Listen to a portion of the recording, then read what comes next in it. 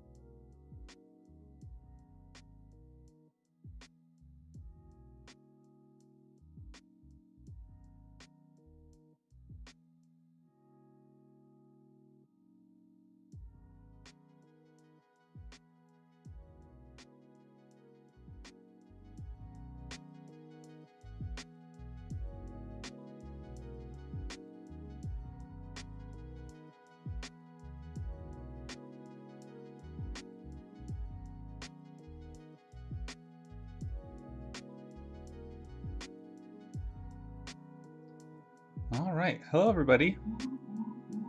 I actually remembered to unmute my audio this time. Printmaking is a very goblin art, stab some art into existence, very much so. Hello everyone, let me know as I'm getting set up here how the audio sounds, if everyone can hear the music, hear me okay. Welcome, welcome, let's see. Hello, hello.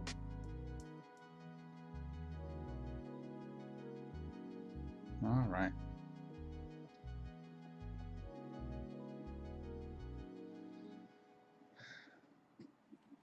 Hello everybody. Audio's good. Cool. We'll see. My internet's been a little funky, so the stream we'll see how the stream does. Usually it's okay, but welcome everybody. If this is your first time on one of my streams, I'm Ethan Aldridge. I'm a music level is good. Audio sounds okay. Perfect. I'm an author. I'm an illustrator. If you've been on one of my streams before, typically what you are seeing is me working on my comic books and graphic novels. I paint and illustrate watercolor graphic novels. You might know me from my Estranged series, which is out in the US now. But today we're doing something a little different. When my schedule allows, I like to create handmade prints to send to family members as sort of a Christmas present. I have time on my schedule this year. This is the one I'm making. It's been a rough year for everybody, and so I figure something nice and handmade would be appreciated. I'll explain a little bit what this is and how it works for those who are unfamiliar. This is actually what I specialized in college. The college I went to was small enough at the time where it didn't have an illustration program. This was sort of the closest thing, and I really, really liked this style particularly, which is relief printing. So let me kind of just talk you guys over what I'm going to be working on, and then we can just kind of chit-chat while I work. So basically how relief prints work is they kind of act as sort of a glorified stamp. Basically what I have here is this is a slab of linoleum, sort of a soft carvable substance. It's mounted on just like, you know, a brick of particle board. I've just sketched on the image of what I'm doing in pencil really lightly. And basically what I do is I take these gouges here and I carve away the bits of linoleum in order to make the image. And so it basically works like a stamp. So the raised bits, the parts I want to be black, the line work when I ink it, those I don't touch, those stay high. And then the lower I gouge away the linoleum, the recessed bits, those will show up as white because the ink won't touch those. And so I'm going to carve out the image. And once the image is done, I'm going to take a roller, looks like this. Here, I'll hold it up so you can see it on both cameras. Basically roll this up with ink, roll it across the image, and then I take some printmaking rice paper, rub it over the top, pull it off, and we have a print.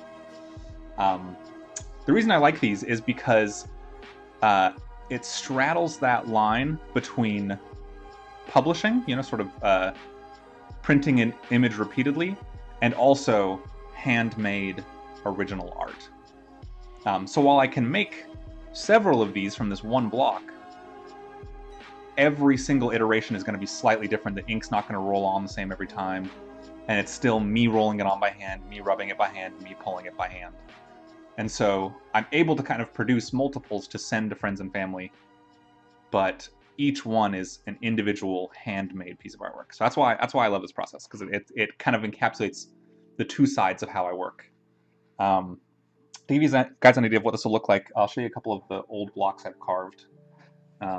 So this was for a print I did last year called Saint's Glory. So you can see the raised bits. I've colored in here with I've sort of colored it in with I think a Sharpie. These are the parts of the print, and then obviously everything that's carved away here, ink doesn't collect there, so it doesn't show up on the final print. All right. This is from the same size block. And then another little one I did around the same time, it's called Insignia. Same thing, raised bits, go on black when you print, recessed bits go on white. Another important thing to keep in mind when doing these, there's a couple disclaimers here. We'll kind of use this as a tutorial a little bit in case you guys want to try your hand at this, because this is something you can do at home. A big thing to keep in mind is that if you follow the logic of what I've been talking about, any image you carve, the print is going to be the mirror reverse of that, right? So if you just think about that, like if I roll this up, put a piece of paper over it, pull it, and then pull it away like that, it's going to be the exact opposite.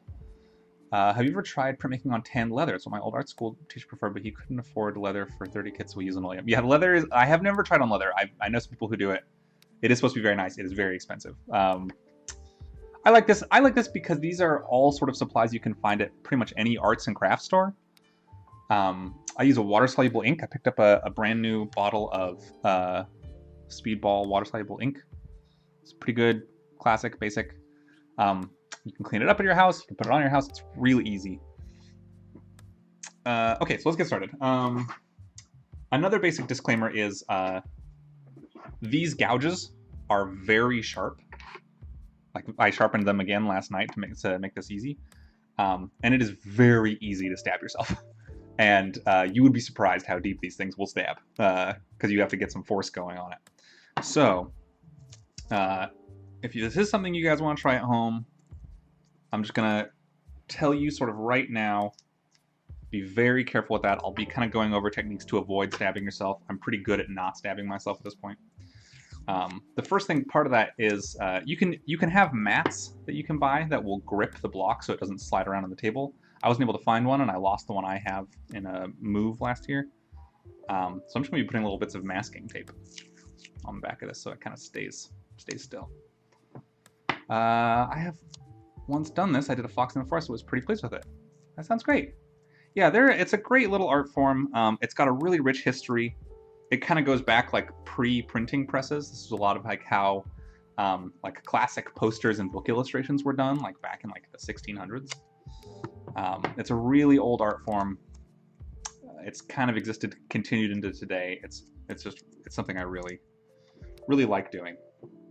All right, so that'll keep it from like going anywhere while I work. So I've already kind of carved out the border here, just so that I can kind of keep within the bounds of where I'm trying to be. Let me get the camera set up here so you guys can get the best view of what I'm doing. We got a Christmas lo-fi station going. We're good to go.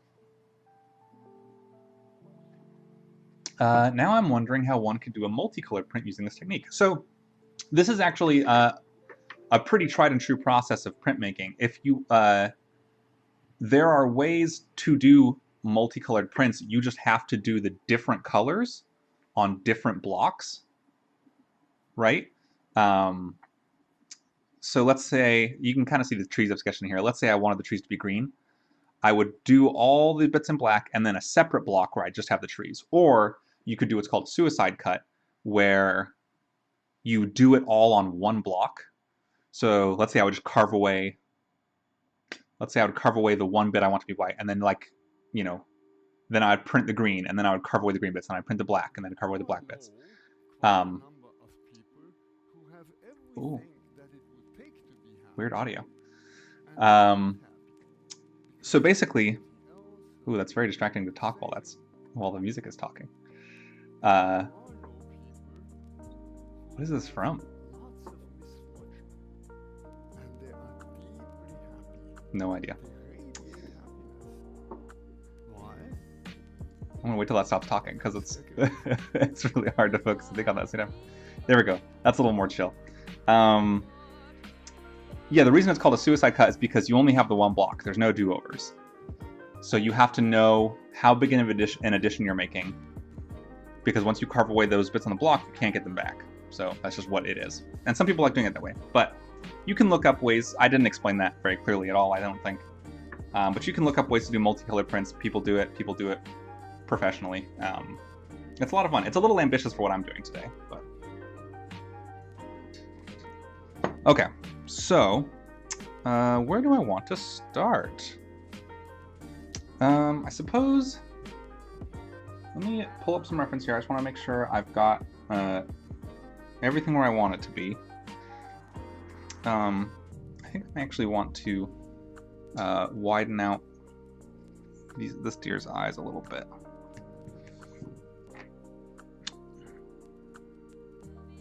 Because again, since I'm carving with linoleum, there are no do-overs.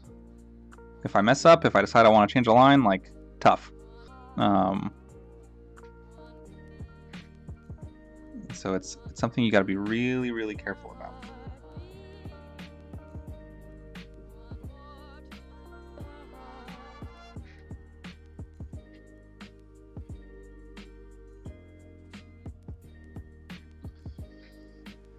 All right. Yeah, separate block for every color, or all on the same block and you just do it in layers. But then you can't reuse the block. However many you print is what you got. All right, let's see. The first thing I thought, but I was curious if there are other techniques. Ethan explained one. Yeah, there's lots of different ways to do this. And there's lots of great tutorials online. So if it's something you're interested in after watching this stream, I highly recommend looking into it. Let's start with the focal point first. So we're going to start with this this stag here. Let's see. Do I want to do all the fine detail bits first? I want to outline it first. That's what I want to do. Oh, I've stuck this down a little bit too well.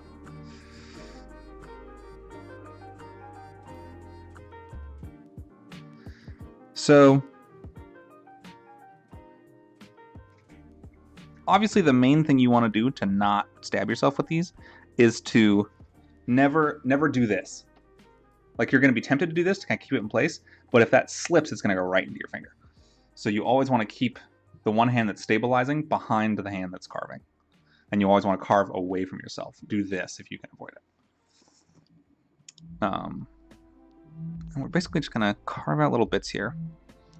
The stag is going to be white in kind of like a dark nighttime forest.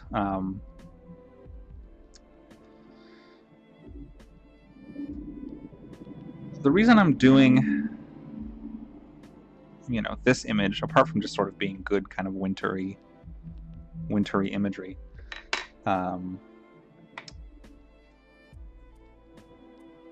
the stag, especially the white stag, has a lot of relevance in myth and mythology and folklore.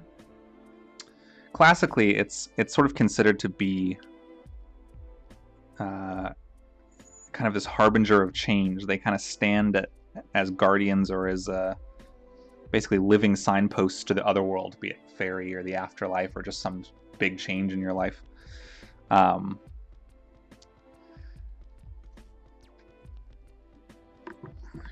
you guys a little over here so I can get a little bit more room. You know, they're often used in mythology, especially things like, you know, the King Arthur myths, as sort of a call to adventure. Like if a knight saw a stag, they knew that would be sort of the sign that they're about to go on a quest. And so I liked this idea of having a kind of a New Year's image of this sort of mythical being, that's sort of this guardian of the next stage, the next step, another world, you know, another adventure. I thought that would be an appropriate New Year's image.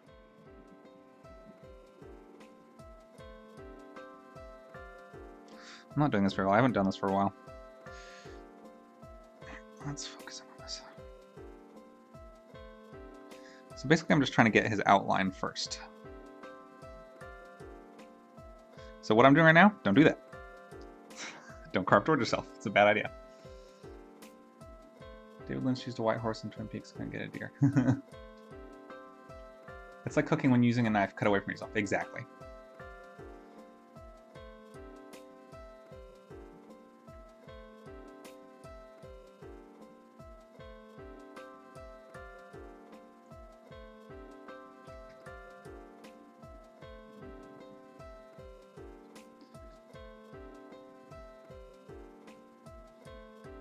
I put this linoleum block in the windowsill all morning long,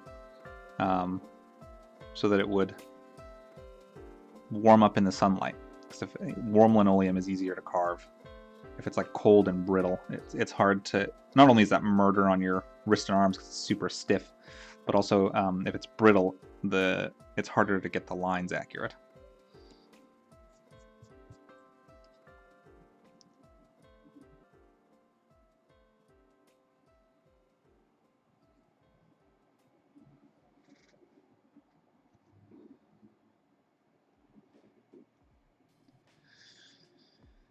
Yeah, so obviously, you know, the white stag has a lot of presence in Arthurian myth, Celtic myth.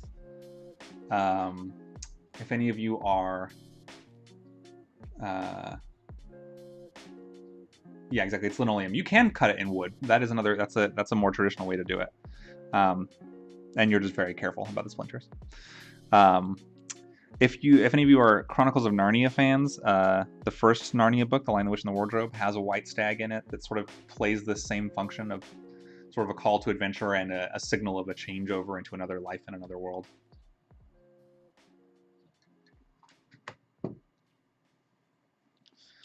It's got a good tradition to it, I think.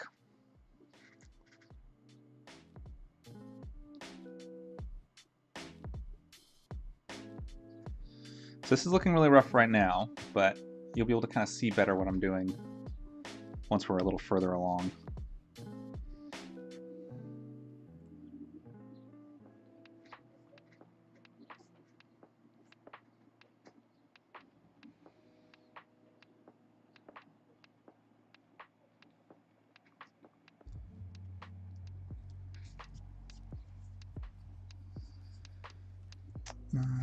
Okay, let's get his tail here.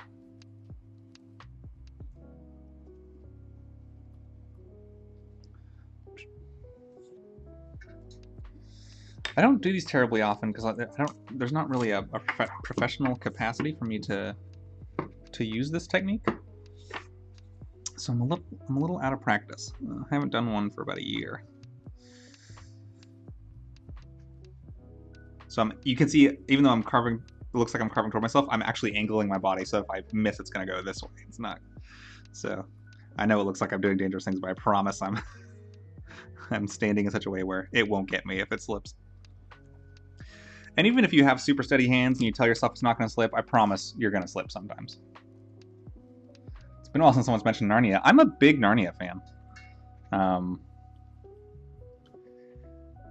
don't know if it's a perfect book, but it's definitely one of my favorites. Perfect series. Was a big influence on me as a kid. In my graphic novel. Well, it looks like we disconnected there for a second, but we should be back.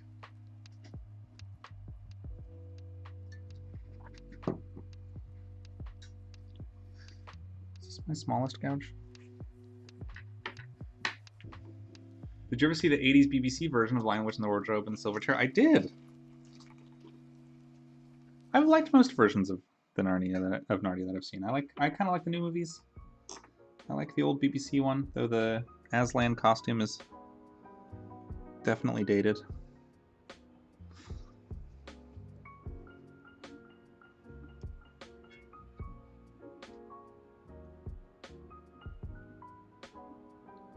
I just think it's got good imagery.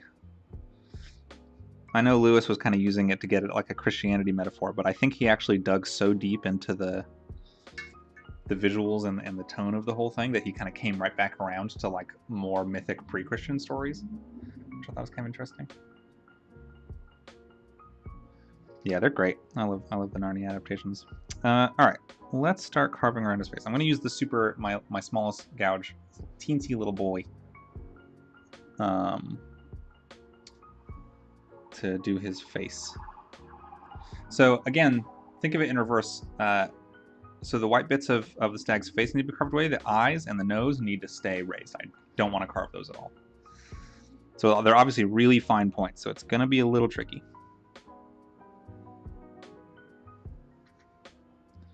Let's see if I can do it without messing up. I'm also not really a purist with this stuff. any printmakers who might be in the chat are gonna get mad at me, but if I did accidentally like chip away and like lost his eye or something, I'm not above just going back in after the print and just drawing in the eyes with like a pen. There are like some classical printmakers who that would say that's cheating, but if it makes the image, it makes the image, in my opinion.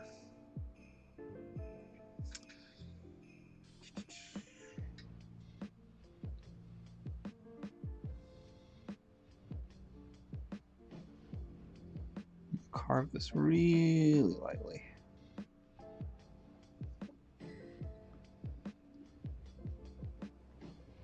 I'm going at it from a couple different angles to make sure that I get it where I need it.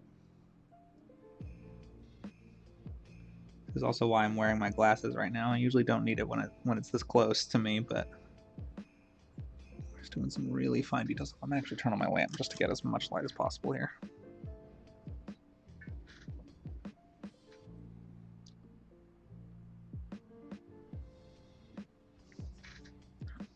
So we want to get like a really nice fine line. There we go.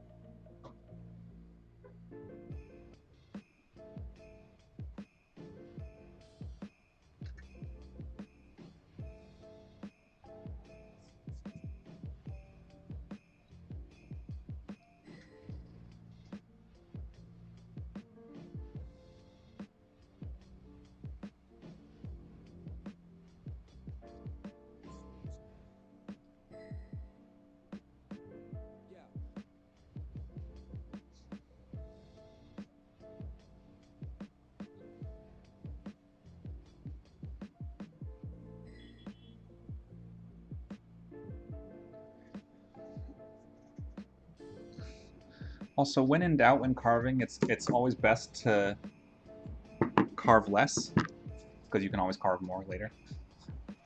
Other than drawing on the print, what else do you think could salvage a missing spot? Glue some linoleum back and carve that? You could. It's possible. Yeah, spot touch-ups, gluing a piece back. Mostly you just don't want to mess up as much as possible. But yeah, spot touch-ups are fine.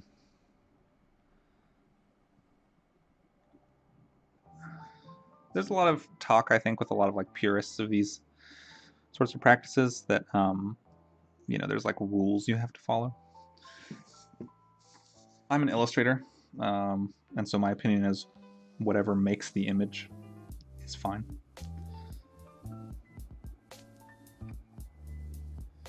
So I'm mostly still just kind of like skating around the detail bits.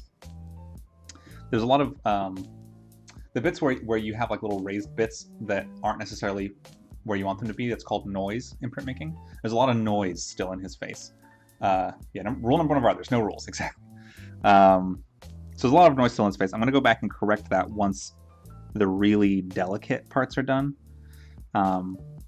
In general with my work, this also goes for my watercolor painting and comics and stuff, I like to get the most difficult delicate parts done first, just while I have my full energy and attention, and then when I'm done I can just kind of cruise on the easy bits. Like this snow is probably going to be a little closer to the end because it's just basically carving away huge swaths, not really any need for a lot of accuracy.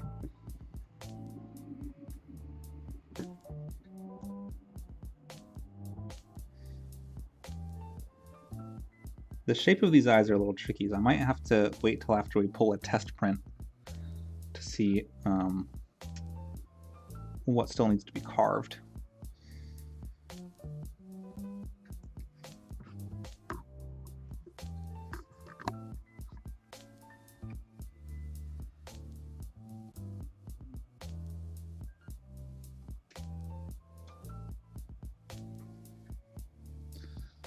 Okay.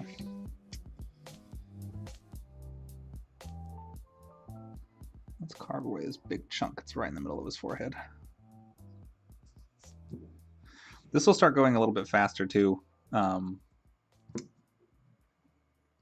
once these really delicate pieces are done, I'll be able to kind of pick up speed. I'm really glad I warmed this linoleum this morning, though. It's carving really easily. I didn't warm it last time I did one of these blocks, and it was very difficult.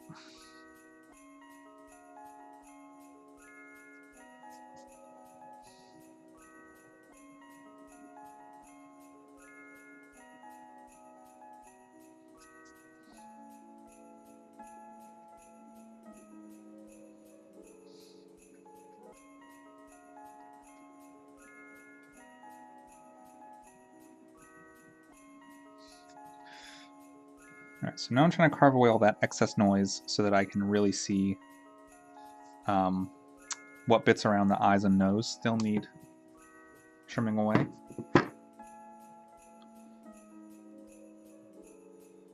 Starting to be able to kind of see like aberrations in the head shape and eye shape and things like that.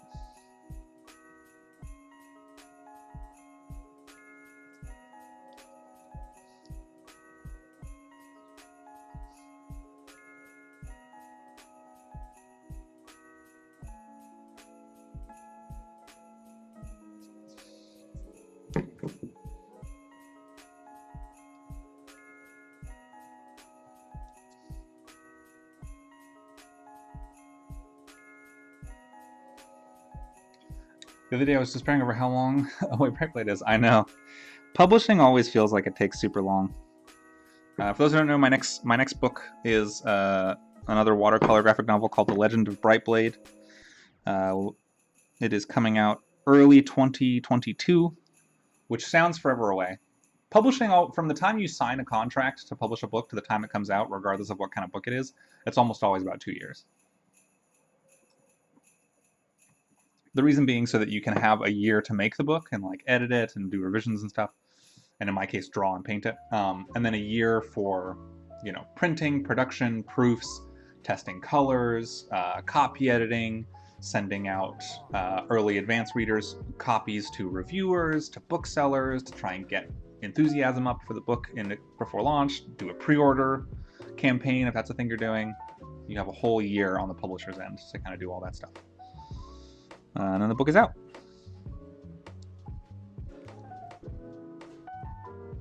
So I'm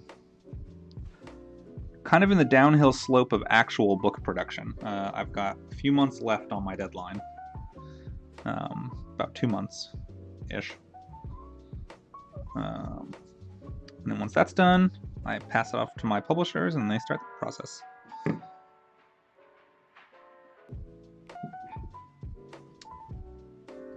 When you make a book, 1 year for PR, exactly. PR and also, you know, all the different like production-y things that need to go into actually making a book that can be on shelves, you know. You have to send it off to the printers and do color tests and copy editing to make sure, you know, punctuation and grammar is all correct and all that stuff. I think there's kind of a misconception that making books is kind of a solo thing. But it really is very collaborative. You know, even though I write and illustrate my own books, I work with my agent, an editor, an art director, both of their teams, a team of copy editors, usually someone who creates the logo for the book. Once the book is out, I work with a PR team, a public relations team, usually hired on by my publisher to promote the book. It's a whole team. Cheers to you, crew. Yes, cheers to them. They do good work. It was a lot of fun to work with them for Estranged. All right, there's something funky about these eyes. I feel like these eyes are going to end up being crooked. And also they look angry right now.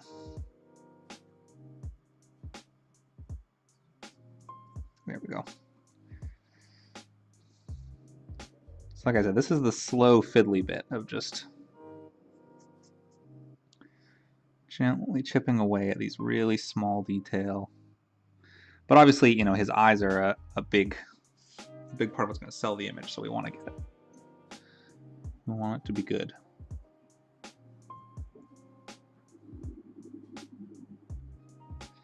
So I'm just kind of shaving off like the most minuscule little bits. There we go, that's a bit better.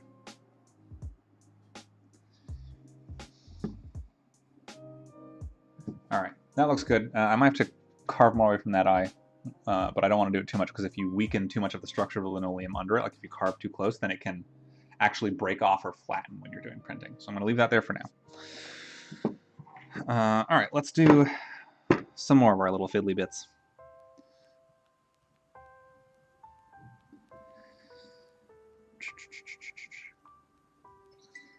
Uh-oh, sorry about that.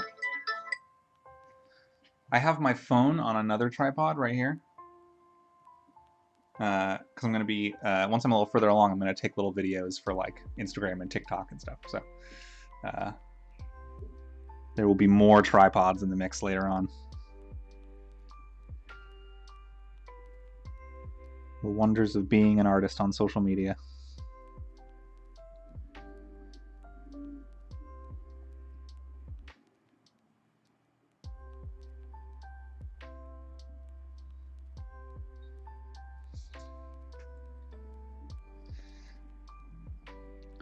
Yeah, so working on The Legend of Brightblade's been a lot of fun.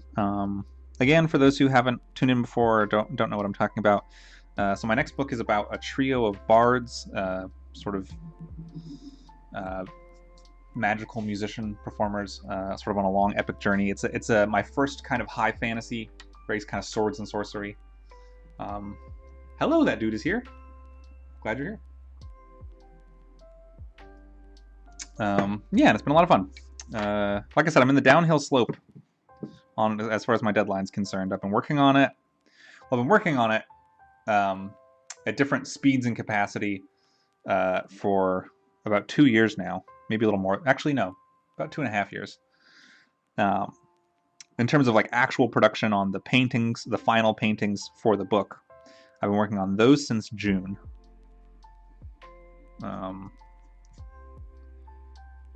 I've got something like maybe 60 pages left. Just Miss Art asks, how are you finding TikTok work for you as an artist? I've not gone near it yet, but I feel like it could be a good thing. It's been fun. I like it so far.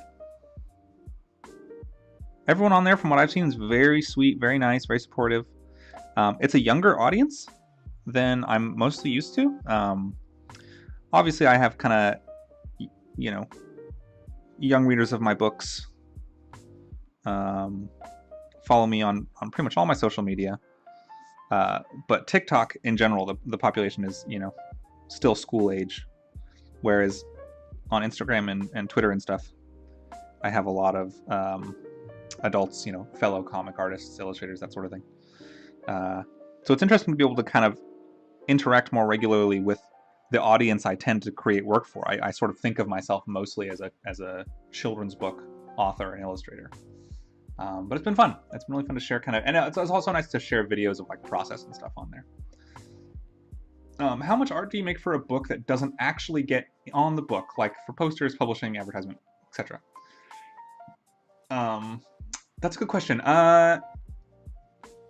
It would depend on what you mean by art. So like, if we're including like development stuff, like sketches, concept art, things like that, tons. Like you can see right here, this is a double-sided shelf. That top shelf is full both sides with notebooks. And that's just developments for Estranged, for books I've made that didn't end up going anywhere, for The Legend of Brightblade, for books that are currently on submission to publishers, for books that I hope to put onto submission to publishers in, you know, the next couple of years. Tons and tons and tons. And then, yeah, I'll do lots of promotional drawings for social media, for posters, sometimes, you know, at book events, when those were a thing. Publishers would do like an art raffle. And so sometimes I would create special drawings of the characters of the book, or a special scene from the book to be raffled off for charity or things like that. Most of the final or like final paintings I do for a book does go into the book, just because it's so time consuming. I can't really just sort of be frittering away a lot of excess art that never gets seen. But there is some. And like I said, tons of sketches and concept art. I try to include a lot of that in the back of my books, just because I think I find that stuff kind of interesting, and I assume other people will too. Clean that. I have a special little brush for cleaning all this out, so there's not all these little pieces. So you can start to see it's starting to take shape here. All right, let's do his antlers.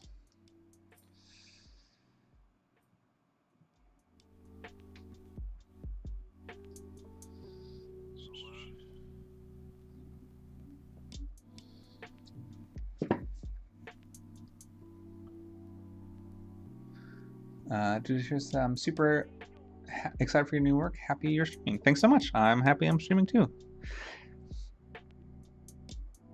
I like chatting while I work. Also, it's nice because sometimes there's the temptation to kind of get distracted and sort of fiddle around on Twitter or YouTube or whatever. And so having an audience while I work to talk to helps me kind of stay focused a lot.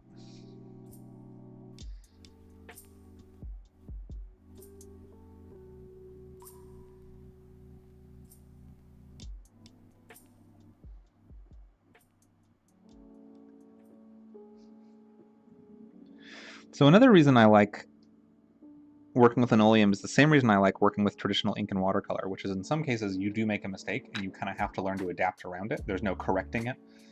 And those little aberrations and the decisions you make around them, I think, is what really gives a piece of art a very human touch. I kind of feel the same thing about like stop motion animation. I like seeing the human hand in a piece of art.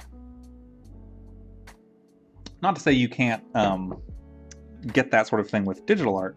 I think it's just harder. It's not really what digital art is natural at.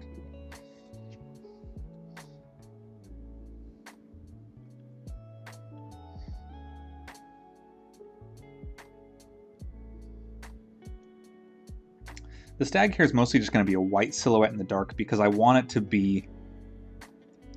come off as kind of iconographic, you know, like this is kind of mythical idea of a stag rather than like a specific stag, if that makes sense.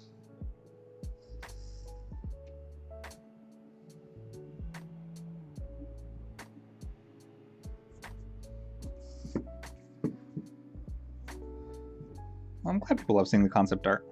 There will be the Legend of Brightblade had a longer development period than any book I've worked on so far, so there's a ton of it. So assuming we have the page count, there's going to be a pretty big making of section in the back of Brightblade, I think.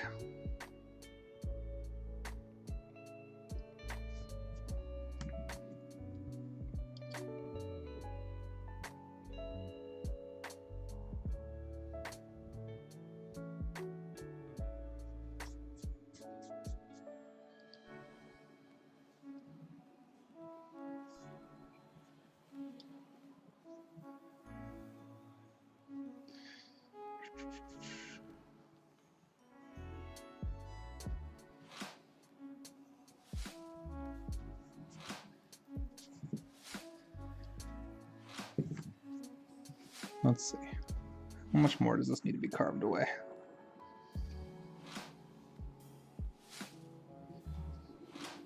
At this point, I'm still kind of sticking to the really small, fine gouge. I'll switch to some bigger, broader ones once I'm away from the really, really thin detail bits. But we're not quite there yet.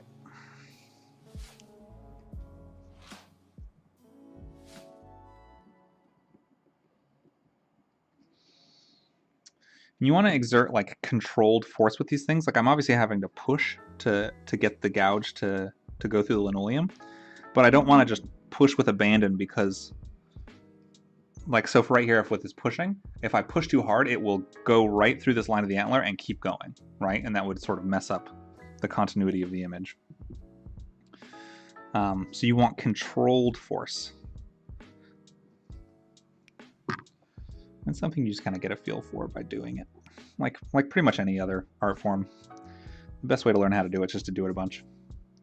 Like I said, I've been doing I've been doing relief prints like these on and off for a bit over a decade.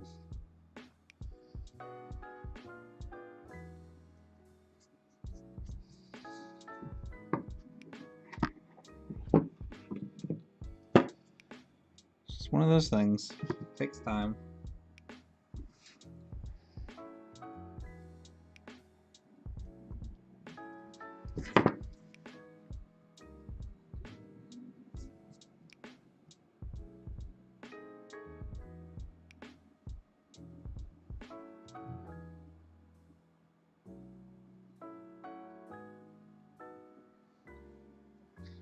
So there's one antler. There's how we are so far.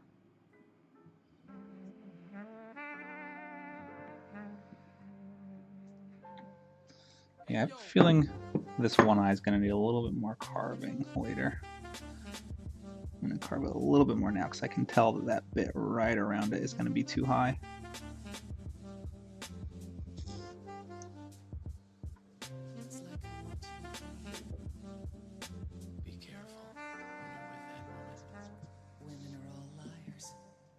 Whoa.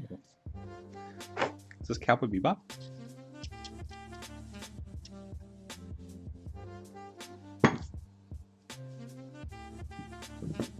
Alright, let's do the other antler.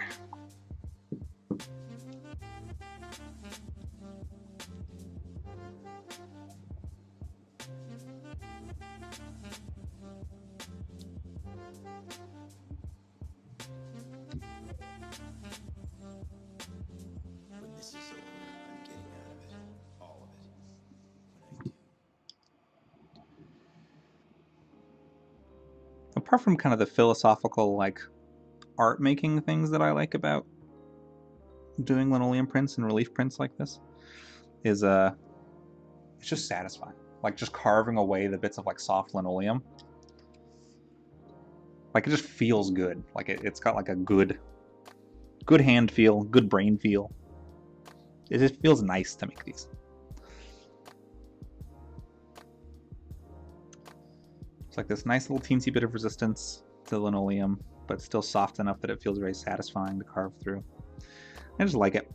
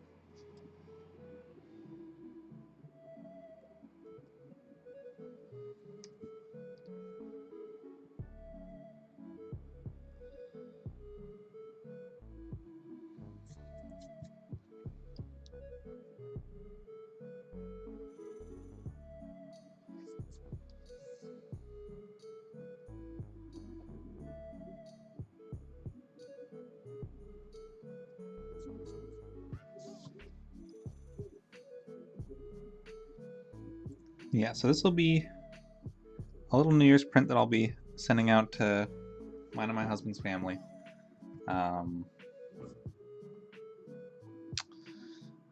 If I really like how it turns out, sometimes I do limited runs of these to sell at comic conventions, assuming that we'll be able to do those next year, I hope, safely. Because I miss comic conventions. I miss being able to talk to see people in real life and, you know, talk to people who are fans of my books or meet new people, and it's a thing I enjoy. I miss doing it this year. It's a shame too. This year I was scheduled to appear at more comic conventions than I ever have my whole career, and they all, of necessity, got canceled, which is a bummer. But you know, it's important people be safe.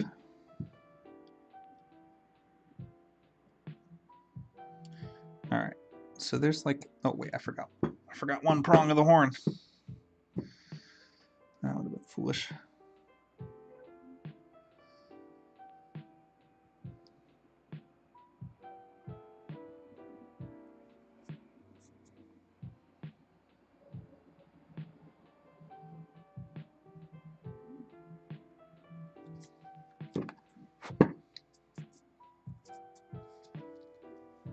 All right. So that's like the super scary, hyper detailed bits done. I'm just gonna keep using this fine gauge just to refine the outline. I kind of got the rough cut of the outline done, but I want to really make sure it's where I want it to be.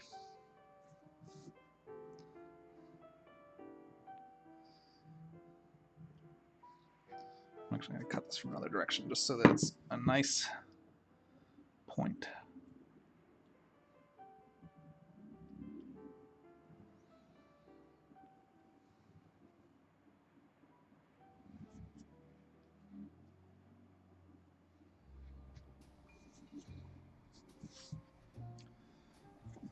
Okay, let's see. Where still needs refinement? Like I said, I like doing all of the really high detail stuff first. It's just because I don't like to worry too much about, you know, things that could go wrong when I'm art making. You know, art making should be a soothing, kind of relaxing practice on the whole. So I like getting this part out of the way.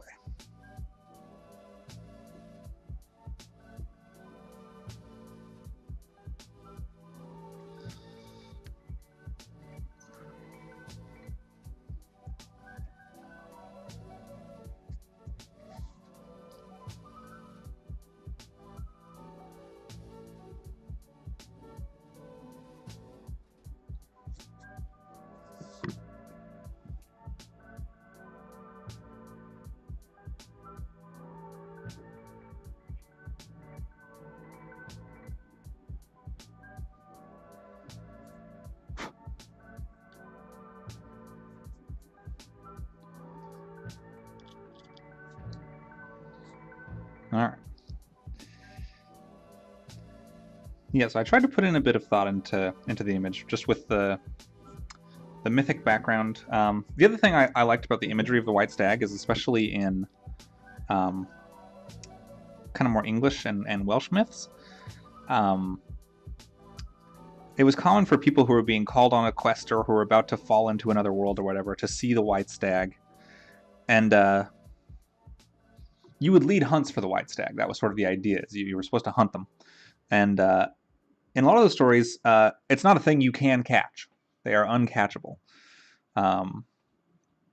So they're these kind of wondrous, magical beasts that you chase but never capture. And I think that's such a great metaphor. Like, it is kind of used as a metaphor for humanity's pursuit for enlightenment, or the pursuit of awe and wonder in the world. It's sort of always chasing this next wondrous things. And I thought that was I think it's such a great metaphor in general, and a great visual metaphor. I just thought it would be such a good, especially, you know, after this year, after it being such a hard year for everybody. Just a little omen of good luck, hopefully. Something aspirational. Interesting take. Art making should be something soothing and relaxing. Almost always a chore for me, huh? Same. Yeah, I mean, I definitely get those days too. Like, you know, I make art for a living, and there are some days where I just don't want to do it, but I have to because I need to pay the bills. But on the whole, the reason I got into professional art making is because I like art making, and I will do things. I will go out of my way to make sure that my process and my schedule is such that I can continue to enjoy it. And sometimes it's not always possible. Sometimes you just burn out. Like I've definitely had periods of burnout before. And when that happens, sometimes you just gotta take some time off. And sometimes that time off is a week. Sometimes it's a month. Sometimes it's a year. And you just kind of gotta do what feels right for you. But art making is one of those professions where like it should be fun. It should be good. It should be relaxing. It is what most people consider a dream job. And if it has stopped being that, then I think it's always a good time for reevaluation, you know?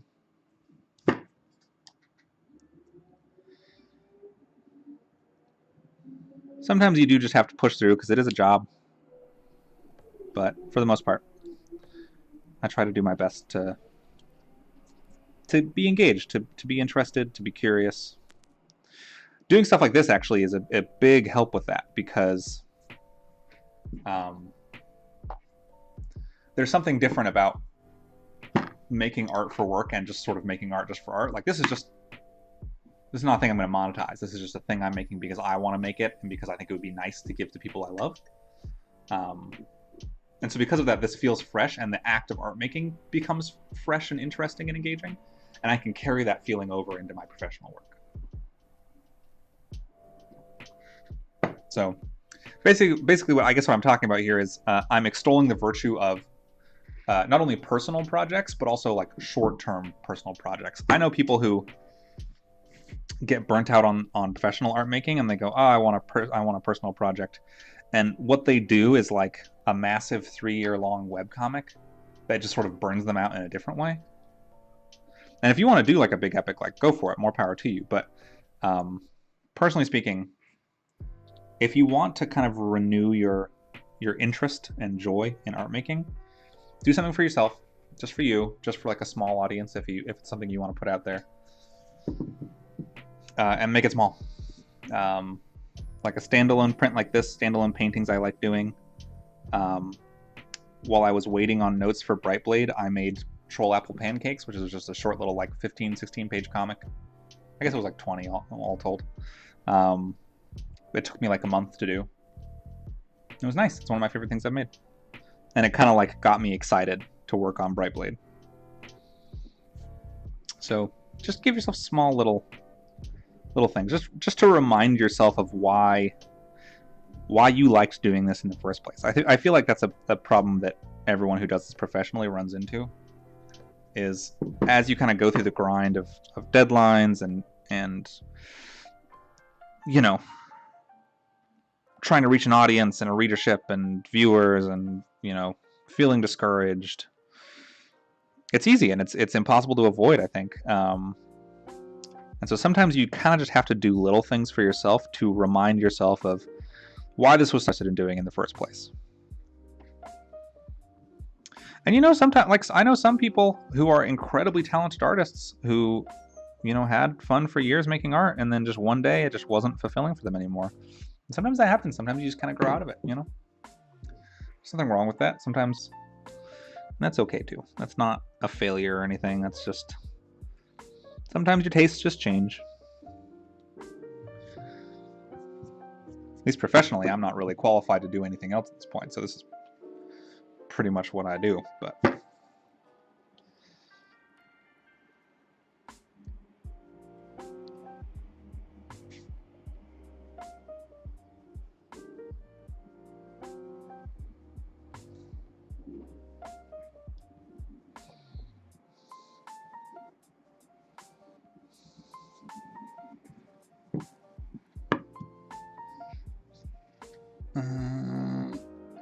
Okay. That's pretty well the outlines. Okay. So I'm going to use this to carve out like shaggy fur. I suppose it is better if I do it away, isn't it?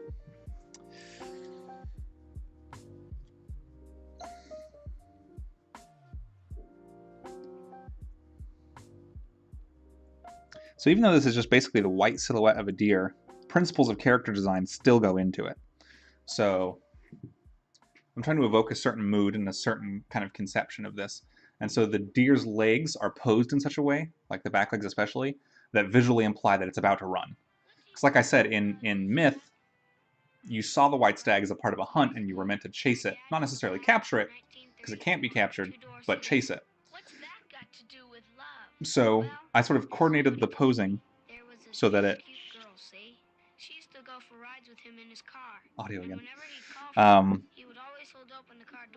Yeah. So you kind of, I pose the legs so that it looks like it's ready to run.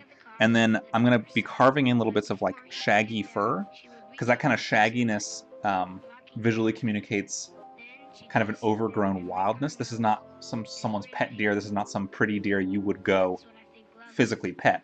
This is some sort of wild, dangerous thing. Because going on new adventures is wild and dangerous. It's necessary and it's good, but it's definitely dangerous. So even with simple kind of iconographic images like this, principles of narrative design still apply. I ended up discovering that I enjoyed crafts like knitting and crochet more than art drawing, and it was less of a chore to practice do than crafting. Here, exactly, yeah. I mean, this is another thing I found, is that some people make art a certain way, and then by just changing mediums, sort of rediscover their joy of it. I know people who work digitally who got burnt out on it, and then they started working traditionally and they loved it again, or vice versa. Or people who did illustration and then switched to needlepoint and now produce these incredibly beautiful, like needlepoint stitched imageries, and actually still do illustration with it. It's just a different medium. Yeah, there's all kinds of different ways. It's actually a bit daunting how many of the artists I look up to struggle with imposter syndrome and burnout, since I always had this naive view that the better you got, the easier it'd be handled. It's always kind of the same difficulty to handle those sorts of things, and like I said, bumping up into it is sort of inevitable. But there are things you can do to handle it.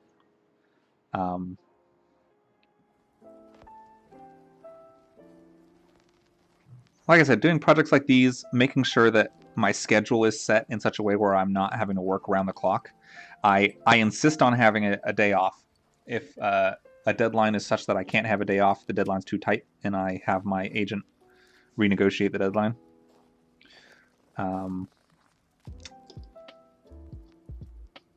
You know, I insist on taking at least a day off a week.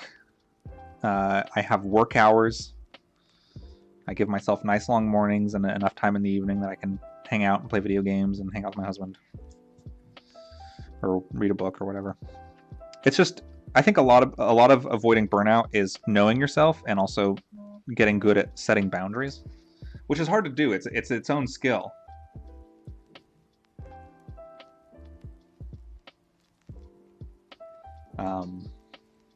And it's something that takes time to learn, just like art making, you know, just learning your own boundaries, learning how to set your own boundaries and enforce them. Because especially in professional art making, there's always going to be people that are going to try and infringe on your good nature and your willingness to work, and sometimes your hunger to work, you know. And you just got to learn to be able to set your boundaries. It helps to have things like a literary agent who can sort of help you do that from a contractual point of view.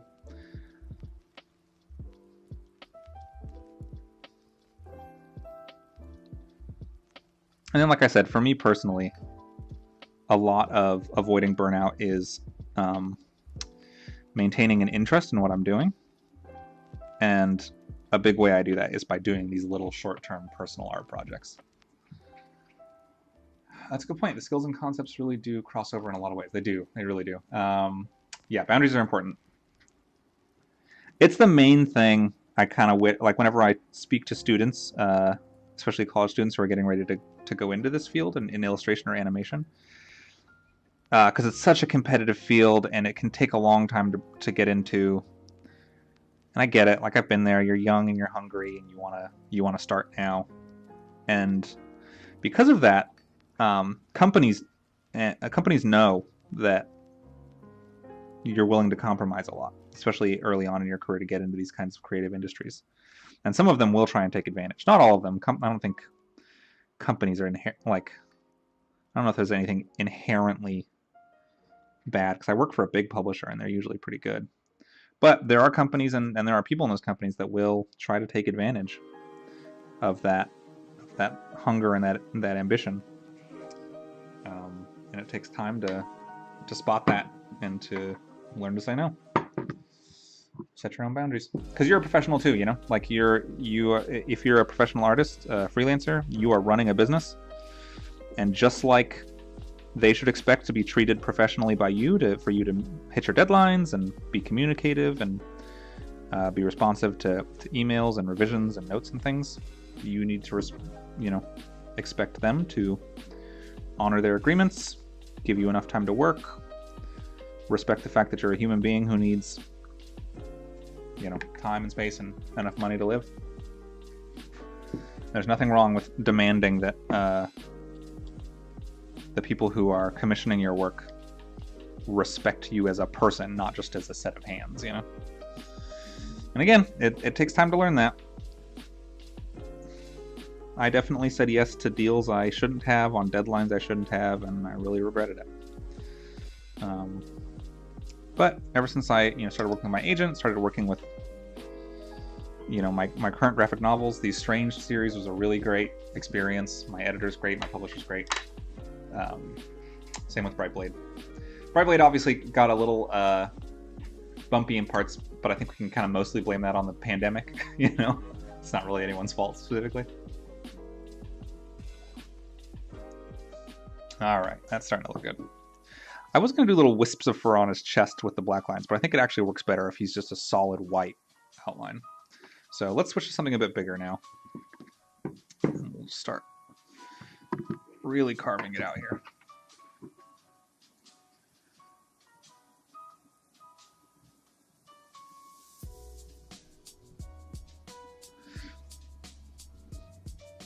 The great thing about doing the outlines first is it kind of prevents like a natural stop when you're doing these big swoops.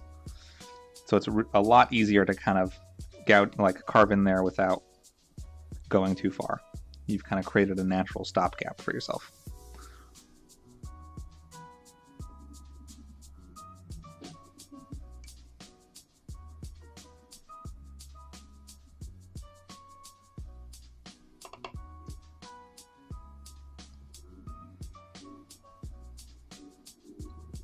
You can see how I'm resting my hand here and using the hand to kind of keep the force so the block doesn't slide, but also using my fingers to kind of help guide the blade around delicate bits.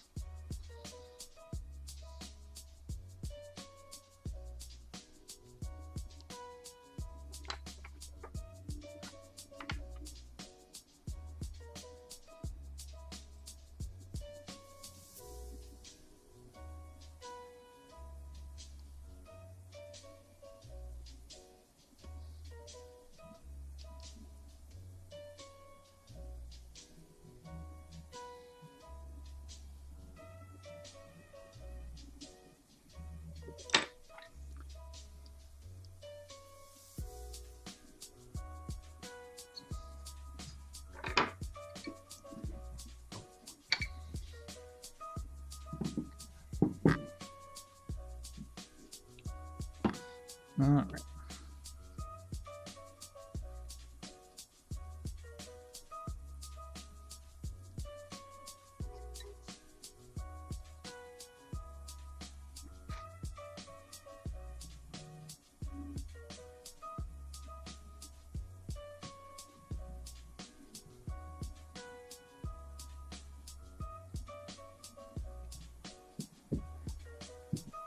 I guess you could say you're very bright with that blade. I guess you could.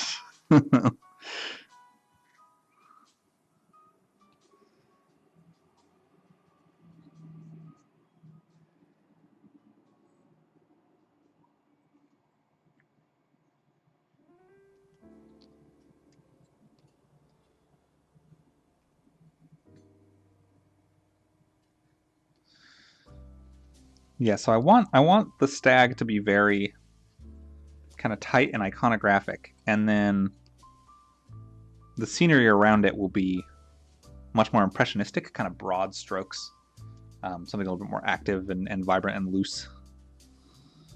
It's just kind of like a snow-covered forest, and so it works pretty well for kind of more abstracted shapes.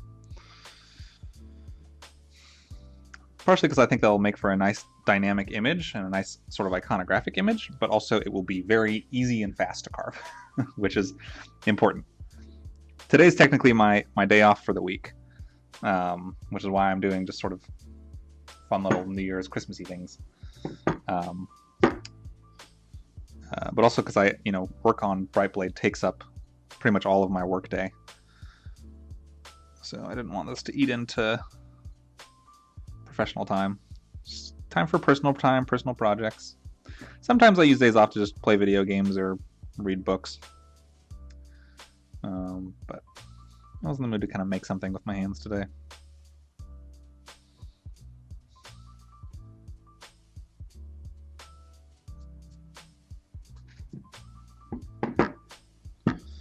I'm deep into playing Hades on the Switch, like a lot of folks right now, which I'm loving.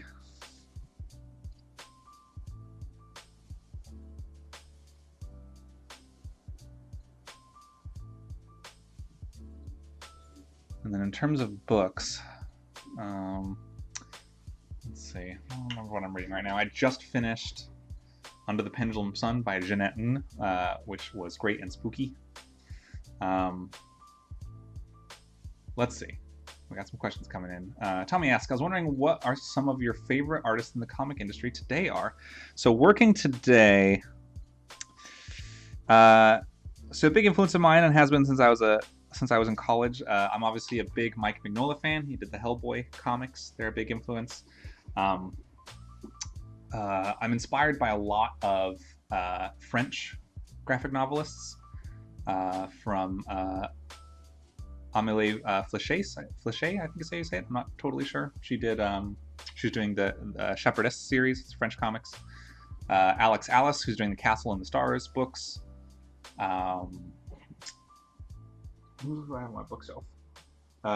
Who does a series of watercolor comics called The Axe and the Fawn. He's also a concept artist at Disney professionally, I believe.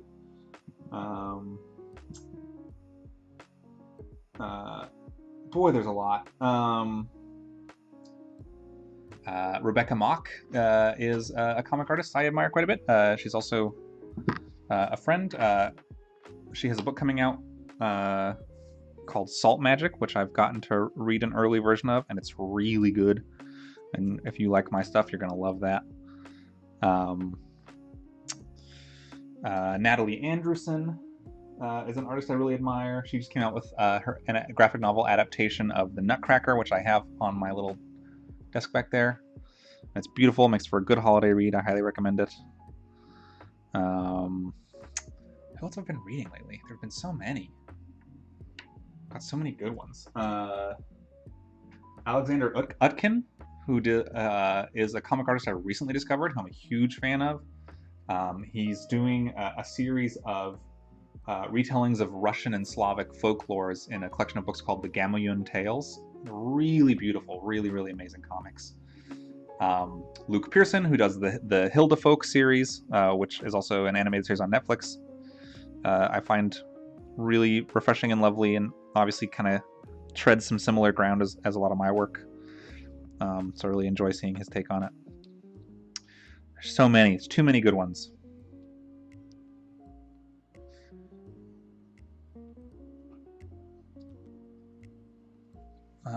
Speaking of video games, do you know of the Tales series? I assume you mean like the Tales of Symphonia, Tales of Vesperia things. I know of them. I've never played one. My husband's played some, and I've watched them. They're really pretty.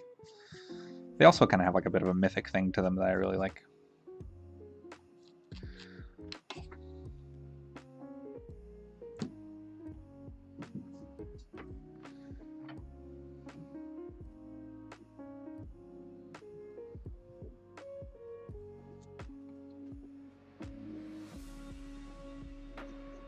Yeah, but a lot of French graphic novelists.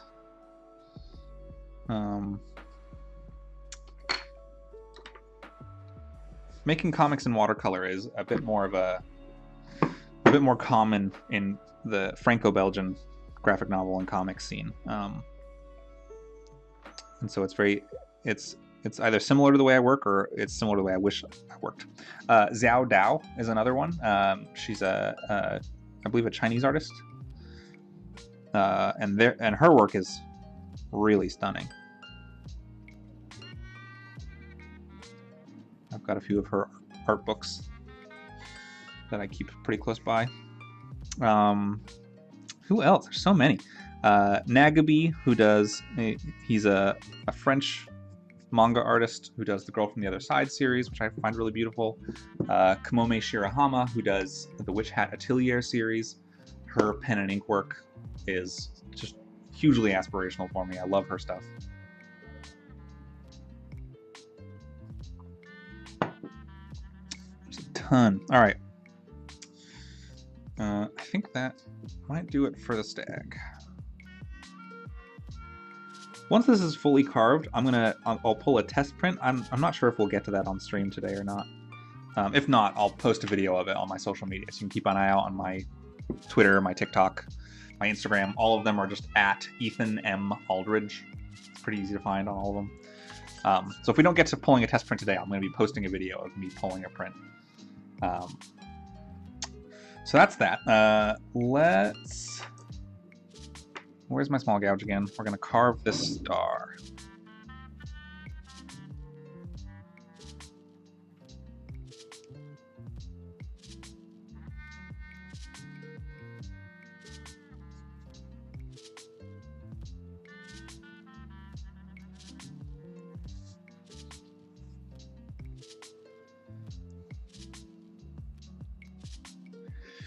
Oh, in terms of, speaking of video games, the other one I'm playing right now is Roki, which is an independent game. It's on the Switch now. It's also on PC, I believe.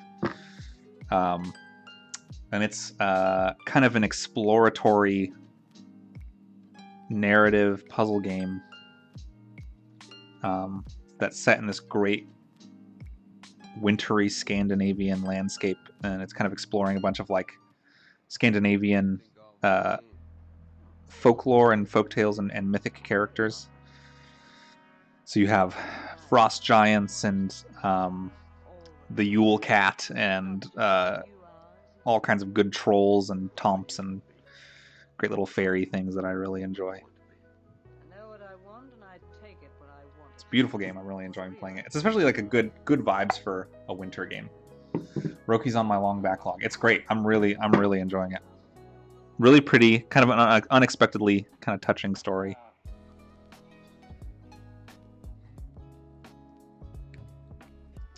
I like my games with, I like narrative games.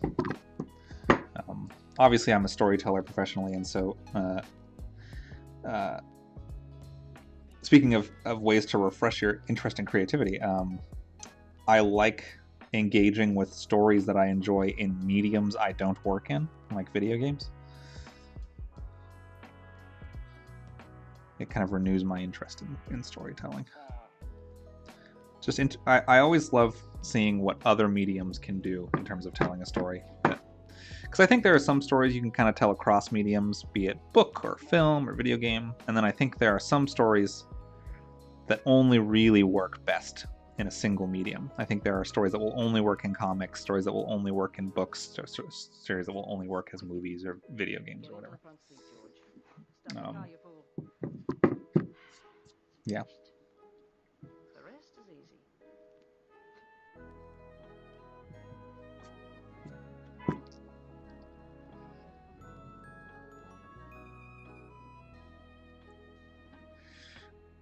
We also have this big star between the deer's antlers to kind of signify that kind of North Star guiding light thing of, you know, follow the adventure. But also, it's a good thing to commemorate this year because this year is going to be a great conjunction, which is when two planets overlap and create sort of like a mega star in the sky. And it happens very, very rarely. It's happening this year. Any examples of those unique media?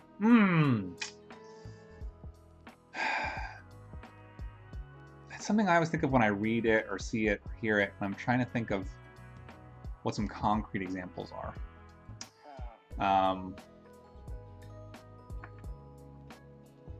Well, so something like uh, the Dragon Age games, right? Things with a branching narrative where you can take the time to go in depth into every side character's backstory and explore basically a bunch of short stories nested within the main narrative. That sort of story is something that wouldn't work in a novel. If you try to do that in a novel, it would be a mess. If you try to do that in a comic, it would be a mess. If you try to do it in a movie, you could pick one storyline maybe, and then that's it. But video games allow you to kind of branch into different bits of narratives. That's the kind of storytelling that video games are good at. Comics. What are some like good? Because I do comics. What are some stories I think only work as comics? What do I have on my shelf? Well, I mean the Hellboy comics. If we're going to talk about Mike Mignola's Hellboy series, he does things with world building and mood and atmosphere with like still silent panels, things with pacing that people have tried now multiple times to imitate in film and animation and even in video games, and it doesn't work, in my opinion.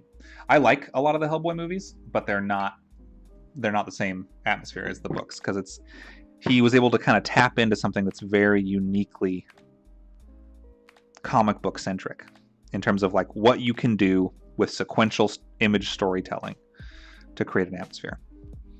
And there's things you can do to adapt, different things, but some stories are just better in certain kind of native formats.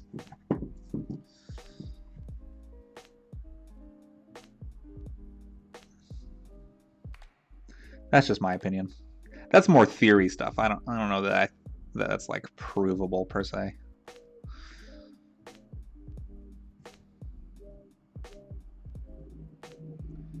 But that's just my personal opinion. I think some stories work better in certain formats. I also tend to think that certain genres work better in different mediums. This was a little bit separate because it's not to say that you can't do certain genres in other mediums. I think people can do any genre in any medium and do it well. But I think some have a natural inclination. Like, I think horror, personally, works best as prose, as like words on a page. I think the second you try and visually depict some sort of existential, supernatural terror, I think it loses some of its edge. And so I think you can do great horror in comics, thinking like Through the Woods by Emily Carroll. You can do great horror in film. There's tons of examples of that. But I think horror works best as a novel, as a prose thing. Again, that's just me. That's just a personal opinion.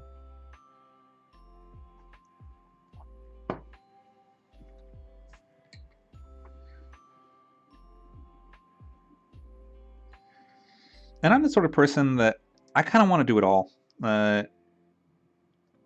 I like storytelling in general, and while comics are mostly what I do, I want to try it all. I want to write for television.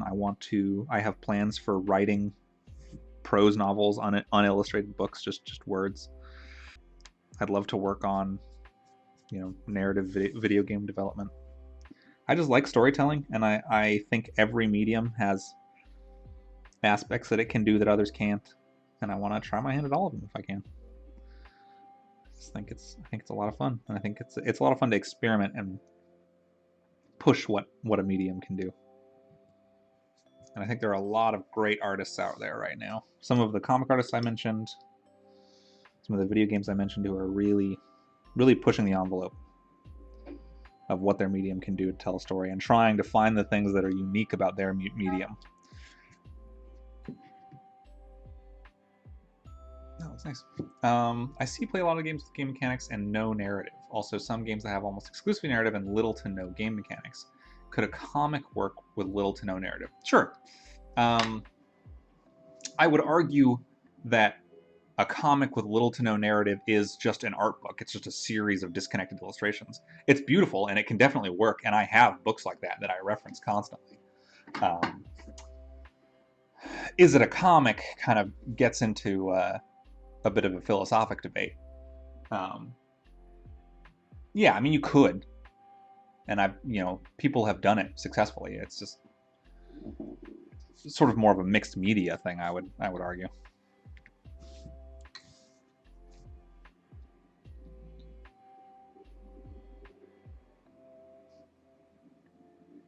But yes, of course. I mean, ex- those kinds of experimental forms of storytelling are always going to exist, and they're always going to be important.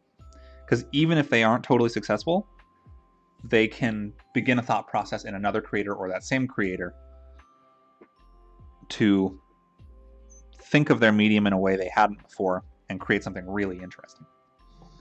An example is there's a few artists and storytellers I admire who have mixed the language of illustrated book and silent film. So people like Sean Tan, who's an Australian author and illustrator, and his book The Arrival sort of mixes the language of comic book and illustrated book and silent movie into a single book, and it's a really beautiful synthesis. Or the work of Brian Selznick in books like The Invention of Hugo Cabret or Wonderstruck, where he sort of synthesized silent film, illustrated book, and prose novel all together in a way that's really compelling. So there's other different great ways that you can kind of mix and match to take the things from mediums that are able to express stories in a particular way and combine them into something really unique. If you wrote a prose novel, would you do single chapter illustrations like This Beef, This Stoop? Probably. At the end of the day, I love prose and I want to work in prose also. I am a visual thinker. It's just sort of how I conceive of stories. And so if I were to write a prose novel, I would probably want to do like some singular illustrations throughout. I do that also professionally. There are books out there. The most recent one I illustrated is The Magnificent Monsters of Cedar Street by I'm drawing a blank. Laura something. I'll have to go look at my shelf. But I part of my job is I also illustrate prose authors' books. And I'd love to do one for myself. I feel like making comics are the most accessible form of storytelling. It's just you by yourself.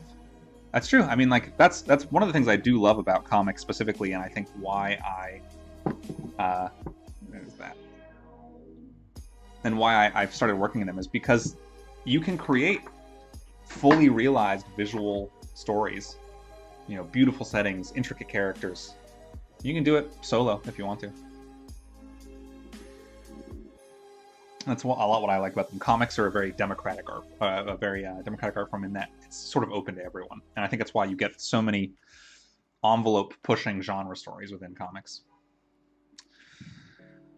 Okay, that's great. Let's see. What do I want to do next? I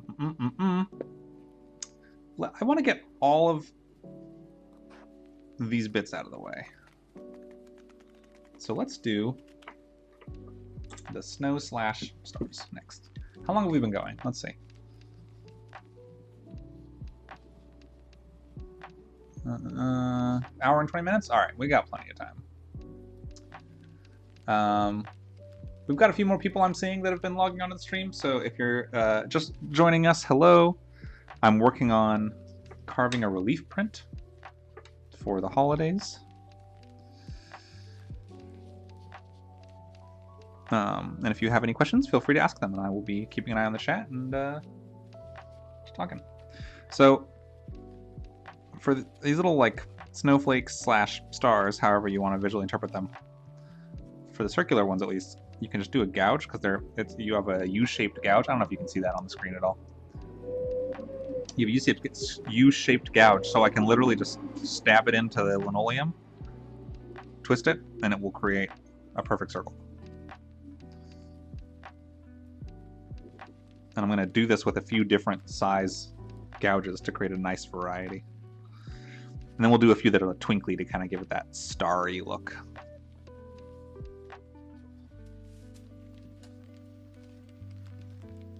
And these will show up as a white against a sort of a black sky once it's printed. It's looking great.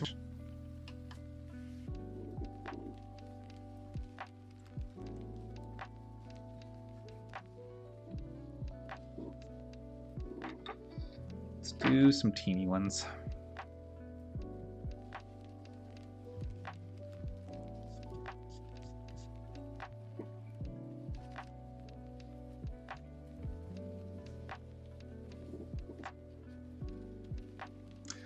I'm mostly trying to evoke a sense of sort of those quiet, snowbound winter nights. I grew up far from any big city, in the middle of the mountains, in a place where it snows a lot. And so I have very strong memories and feelings of these kinds of evenings where it's just quiet. You maybe see one bit of wildlife like a deer or a coyote where I'm from, or an elk. And there's something kind of quiet and magical about it. So I kind of wanted to try and capture that feeling a little bit with this.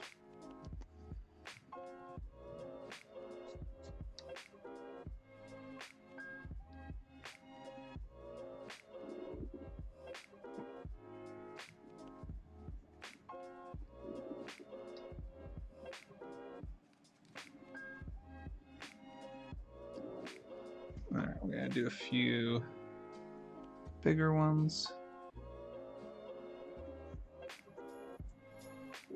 Oops. Kind of messed that one up a little bit. There we go.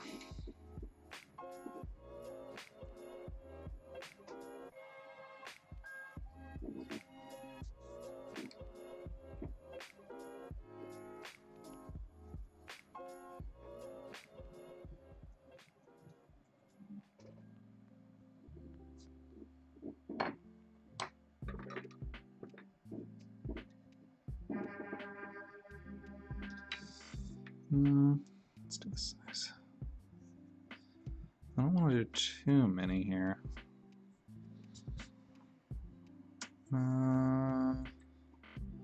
Let's do one more little one, and then we'll call those the dots good. And then carve out these little twinkly shapes as best we can.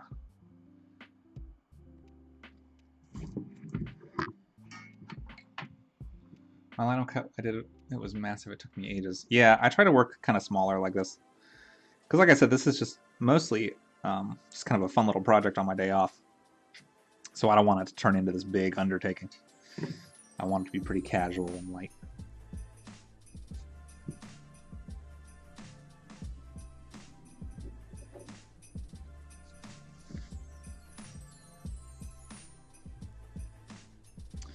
I do not know that that is going to read as a twinkly star. Let me accentuate those edges a little bit.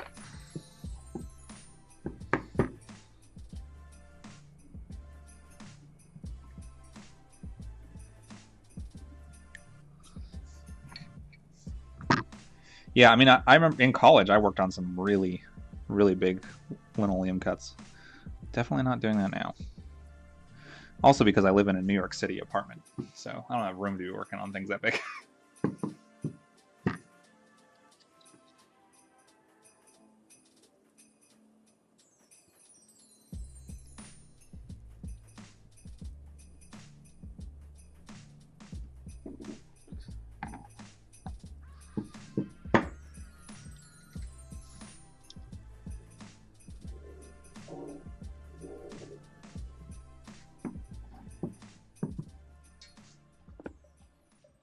Sorry for all the rotating.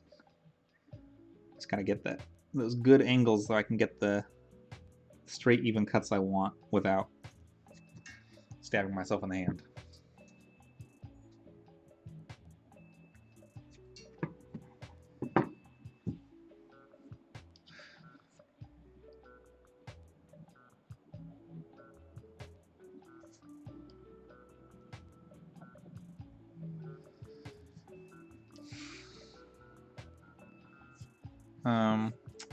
Once I'm done carving out those little sparkly bits, I'm going to take a couple close-up photos of this with my phone.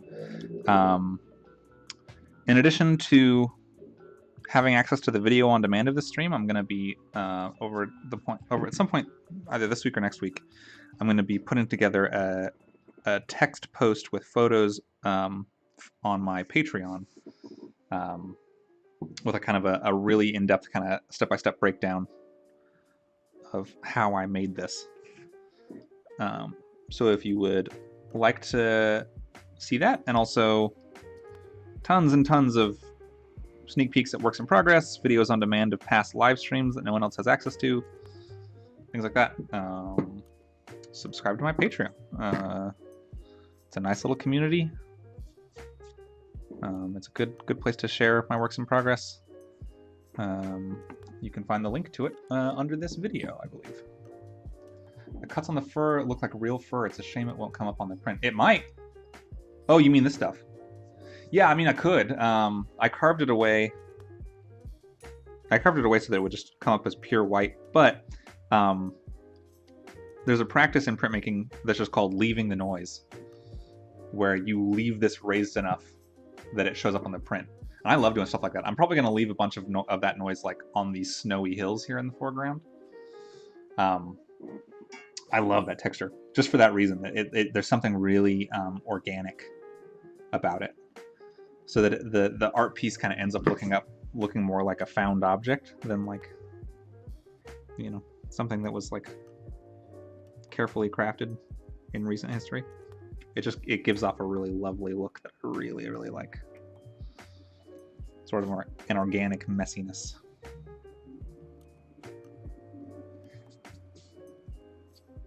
I just like that kind of thing in most stuff. It's why I make my books traditionally when most of my peers have switched to digital. There's just something I like about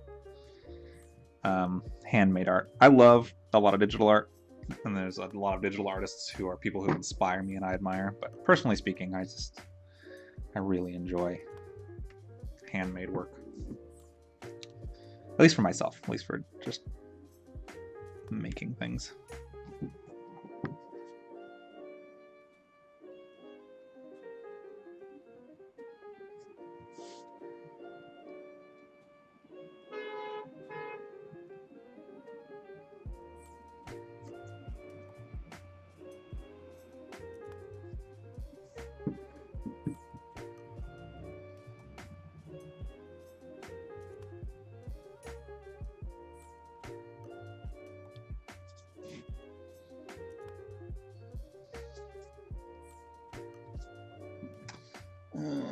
Alright, do I want to do more, or is that good?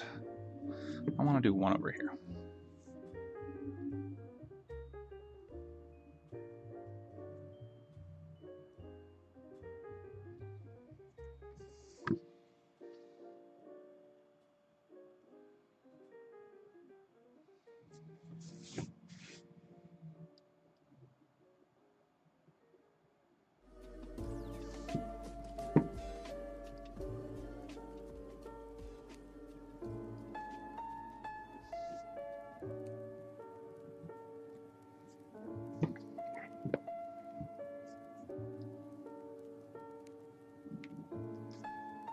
Alright. Let me take some photos of this while it's on a tripod.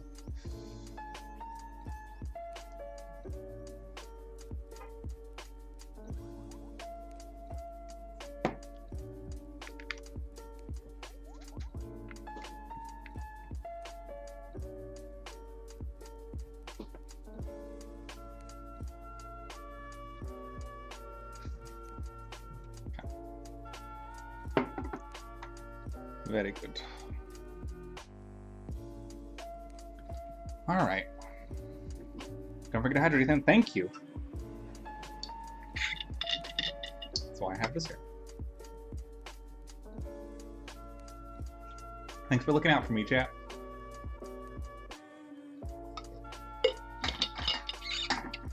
I always try and keep a big bottle of water by my desk for that reason. All right.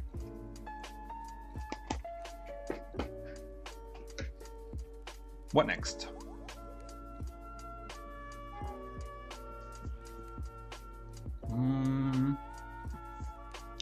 Let us outline the trees. That's what I want to do next.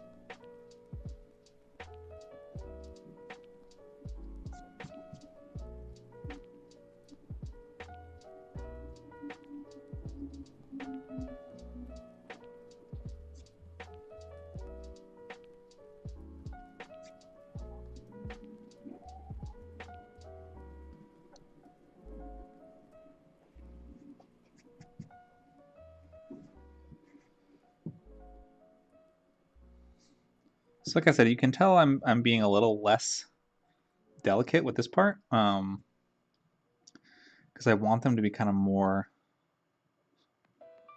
rough, abstracted shapes. Give it that kind of more natural look.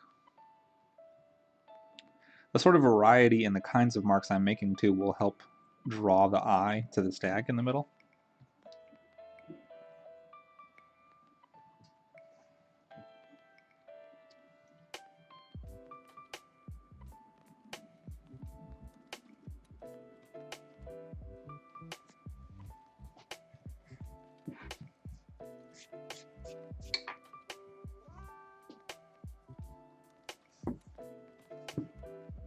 I also like doing these live streams because I can look up and see on the screen a smaller version of what I'm doing, so I can kind of tell more just in terms of shapes and values if it's working.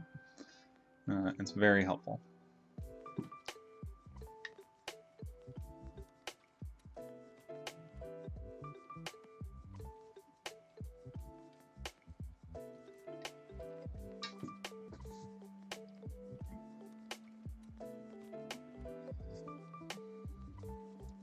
Yeah, so I talked a little bit about maintaining kind of narrative design, even in something as like simple and graphic as this. I also try to kind of bring an illustrator sensibility, a narrative illustrator sensibility, even to things like this, like creating a little print for the holidays, where something I really personally prize highly in my own work is a sense of story, even if it's a standalone image that's never going to have writing attached to it. Where I consider a piece of my art successful if you look at it and it sparks a curiosity about, you know, what is happening in the image, what is going to happen, what has happened. Just evoking that sense of narrative. And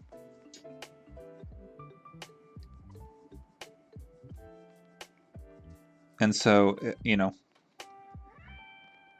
and one easy way to do this, and it's partially why I love myth and fairy tale so much and why it figures in so much of my work, is because we have these symbols that that we just kind of naturally click with as a not only as like a society, but as like a species. You know, there's certain imagery in fairy tales that crops up again and again and again across cultures and continents and eras and societies. And so the white stag is one of those sort of mythic symbols that shows up all the time. And so when people see stuff like this, they will automatically read into it all sorts of inferences. And so it's a preloaded image. So a lot of the work of inspiring the feeling of narrative has already been done for me by basically just generations of humanity. And then as an illustrator, what you primarily are is you're a visual problem solver. And so you want to be able to use certain tricks, certain aspects of composition and image making to accomplish certain ends. So, for example here, the idea here, like I've said, is someone seeing the mythic white stag, the thing that will lead them on a quest into a new world and a new life. And so there's ways I can do this. So like I said, I've already posed the stag so it looks like it's going to run. There's this implication, there's a charged nature of the image, or there's this implication of movement beyond what the image captures. There's to happen.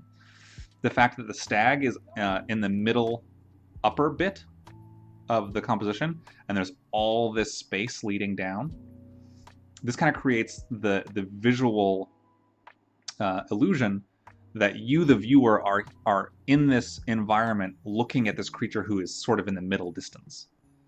So it kind of creates that immediate visual sense of, you know, maybe the viewer was taking a walk through the woods and they saw this thing a ways off.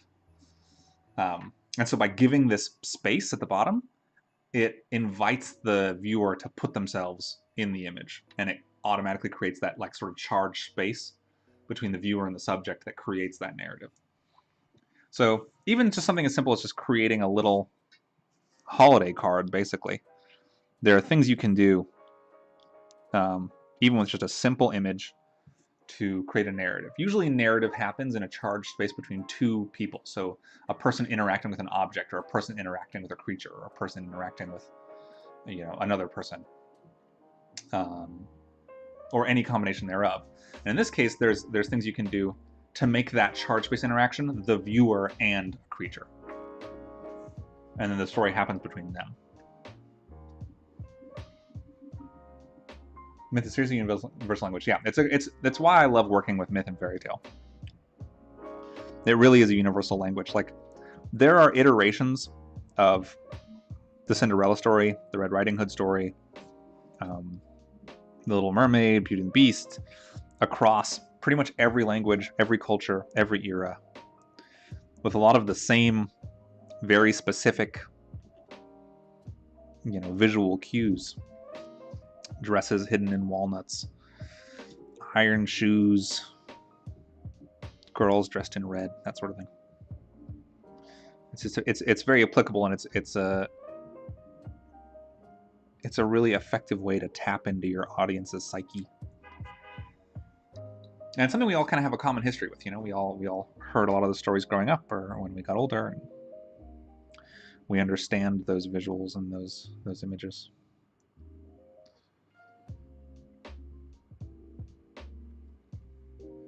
The trick of leaving a water bottle next to you all the time helps quite a lot too, from personal experience. Yeah, I have a big one. I used to have a fancy one that I had like stickers on and stuff.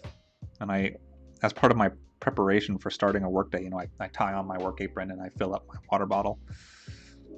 Try and drink it throughout the day. I recently did a thread on my Twitter of sort of health and wellness practices for creatives and freelancers, like people who are kind of desk bound all day. And I talked about that.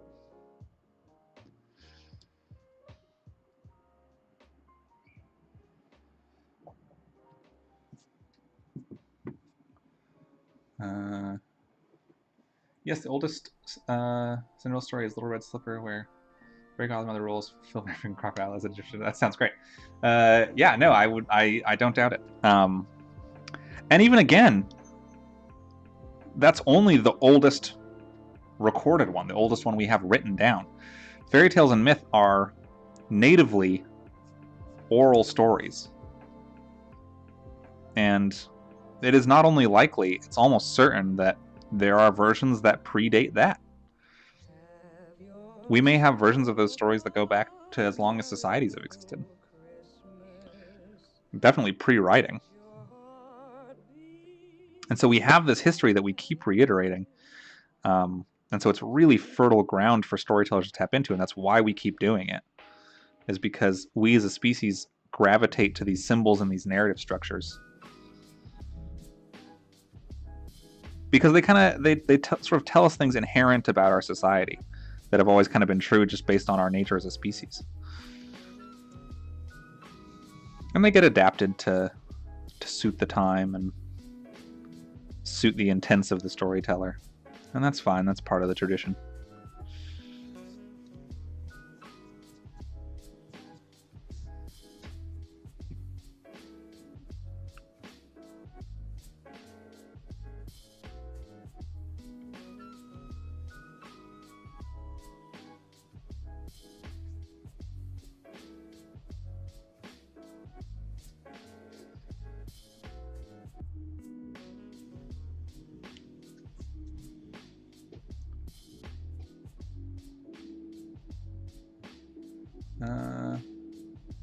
That's an automated system? That's funny.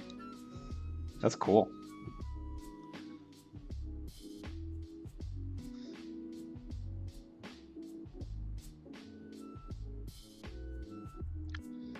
If you're watching this video later and are not seeing the chat, we're talking about ways to remind yourself to stay hydrated.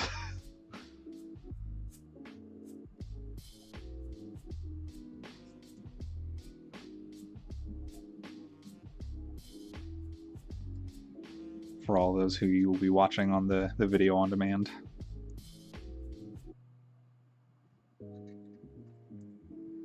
Speaking of which, I did show her sister, who's also an artist, Ethan's work. She compared to Edward Gorey's work. Oh, that's so incredibly flattering. Thank you so much. Edward Gorey was a big early influence of mine. I don't reference his work as much anymore, but definitely when I was like starting out and really like my style was starting to develop, I was looking at a lot of Edward Gorey. I have a lot of Edward Gorey books on my shelf. I love his work. I got introduced to it by someone who's a big inspiration on my writing, who is John Bellairs. You might know who wrote a book called The House with a Clock in Its Walls, which recently got adapted into a movie. He sort of wrote gothic horror fantasy for children. He was one of my favorite authors as a kid, and as I grew older I kept rereading his books and loved them just as much. And the early editions of his books were all illustrated by Gorey.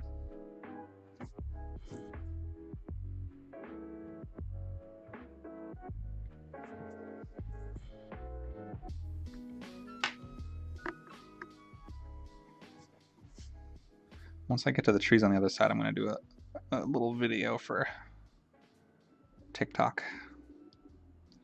I'll post it later, but I'll record it now.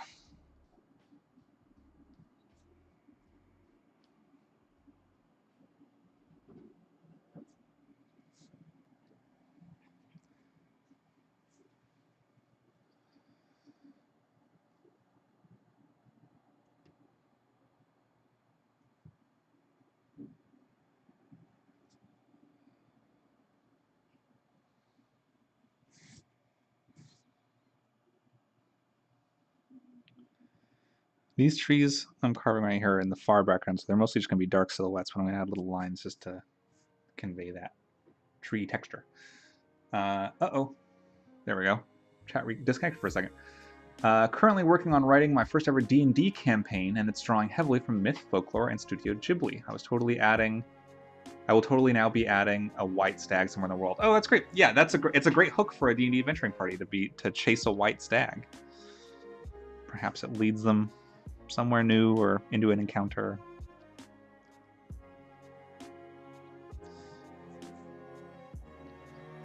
Well, that'll be a lot of fun. I hope your D&D campaign goes well.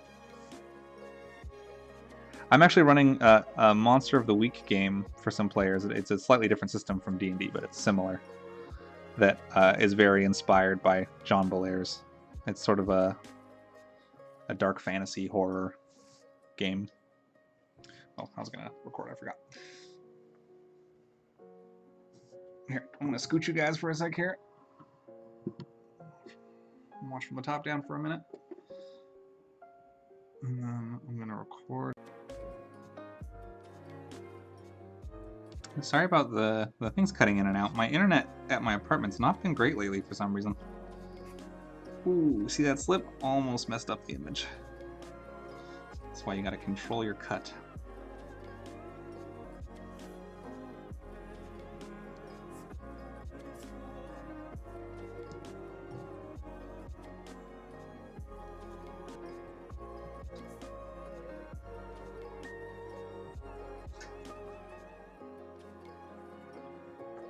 Video. Do like a whole TikTok compilation later. That'll be fun. Yeah, Monster Week rules. I would love to write a D&D campaign. It sounds awesome. It's very fun. Yeah, it's a good world building exercise. Yeah, isn't that Powered by the Apocalypse system? I believe it is a Powered by the Apocalypse game, Monster of the Week. I really enjoy it. And then I also am a player in a couple different D&D campaigns. We play on Roll20, which is an online service, which has been really nice during the pandemic when, we haven't been able to see our friends, my husband and I. So we at least get to play games with them online. Go on little adventures there.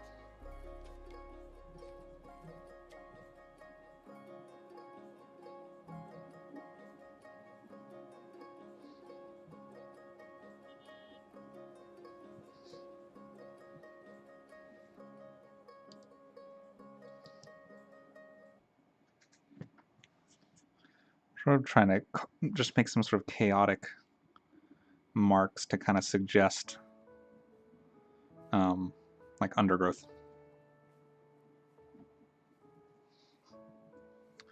Bushes and things like that.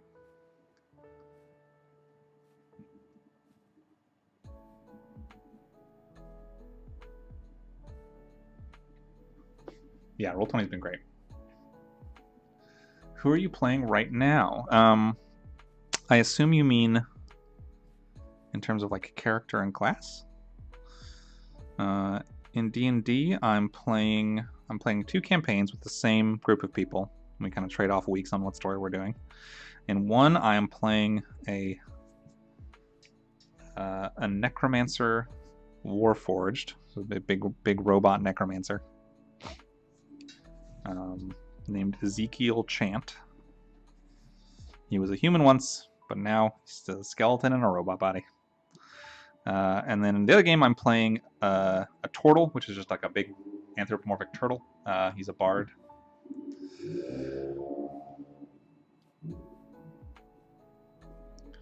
They're fun characters, and it's a fun game.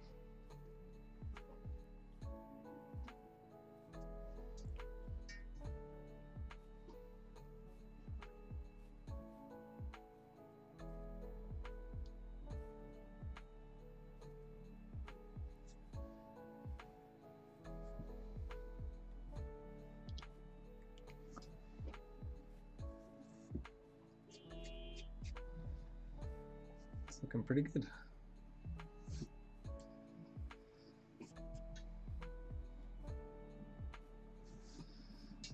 All right.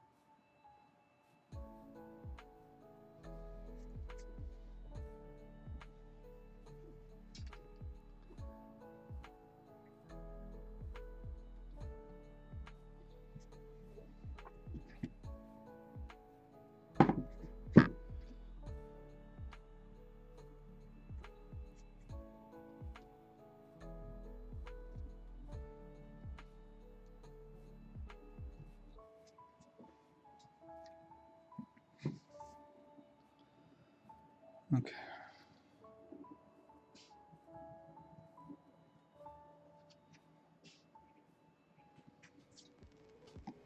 Turtle for when you want to say no to damage. Exactly. It's good for a spellcasting class. Because boy, they're weak.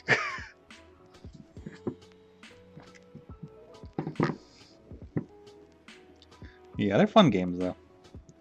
My husband runs one game, and then a friend of ours runs the other one.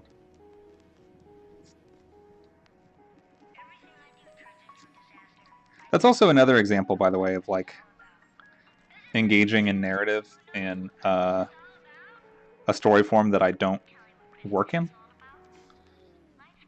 I find that D&D feeds into a lot of my creativity in terms of like character work and writing and things.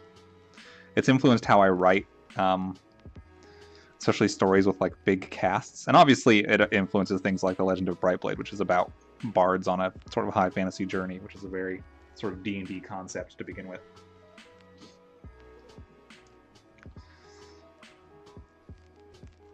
Brightblade's not based on any like D&D characters of mine or a game or anything, but it's obviously shares a lot of that same kind of narrative space.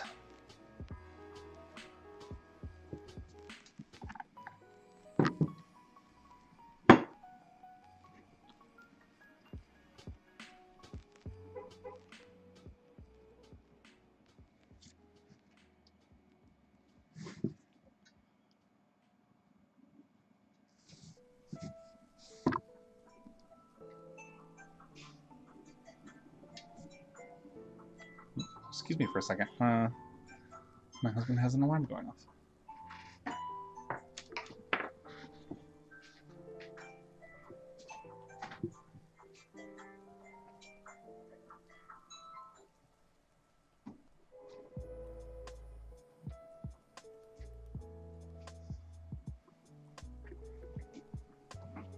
Sorry about that.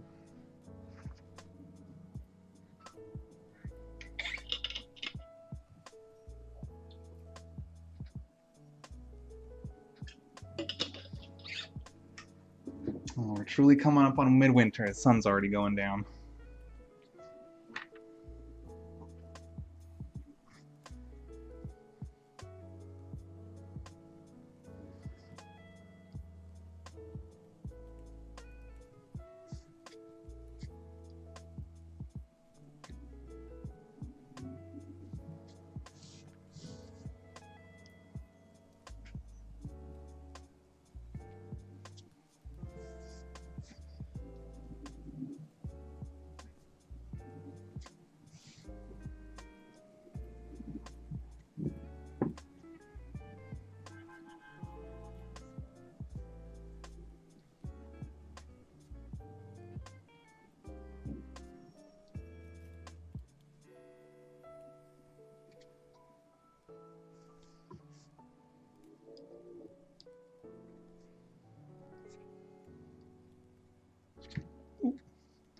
And that's why you be careful. That's why you keep your hand away from where, in front of where the couch is going. That slip right there would have been a cut if my hand was in the wrong spot. Yeah, I'm not a huge fan of the sun going down early. I do love winter though. I like snow. I like all that stuff. I like the holiday season.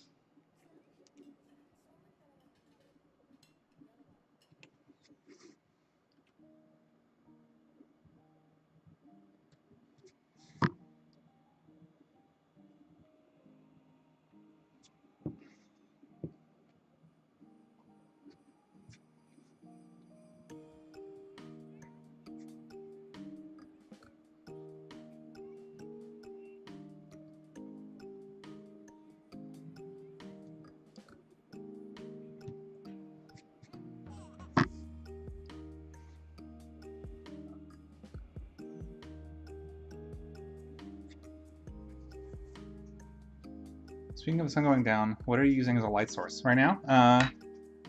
Just my lamp. I just have a nice little glass lamp my parents got me. Look at this mess. Look at this mess we've made.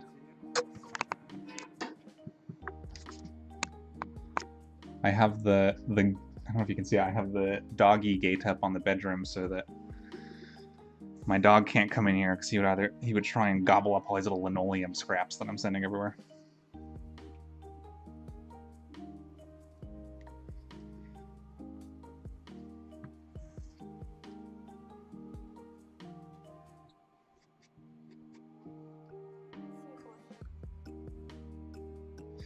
Yeah, another reason I really like doing block printing like this is I like having the carved blocks. Like, the prints are cool. I just like this as an object, you know? Like, this is a sort of a nice little art object. It feels nice to rub your hands over and feel the texture of the relief. I just like having the blocks up. They're good. Hilda peek in the background. Yeah, here, let's see that. This is a right there. It's on my corkboard. Right there. That's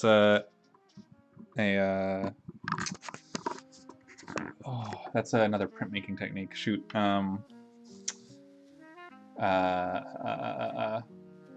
Risograph. It's a risograph print by Luke Pearson. It's actually signed by him. Picked it up at a convention a year or two ago to celebrate the release of the latest Hilda book. I'm a big fan of those books, like I said, so having a print that's signed by the original artist is very nice. I keep it up on my corkboard, partially because it looks nice, partially just for inspiration. Embarrassingly, I have it on my list, but I haven't started watching it. It's good. It's one of the few examples of a story that I actually really like, probably equally in both mediums, both in the comics and in the animated series. They did a really good job of, you know, telling a very comic-centric story and adapting it to something that fits very well in animation. I was talking earlier about how I think some stories fit mediums very naturally, but sometimes if you have a team that's really good at adaptation, you can create something that is specific to its own medium, using the same source material, but just sort of adapt it so that each one kind of stands on its own legs. And I think Hilda is a really good example of that. They did a really good job.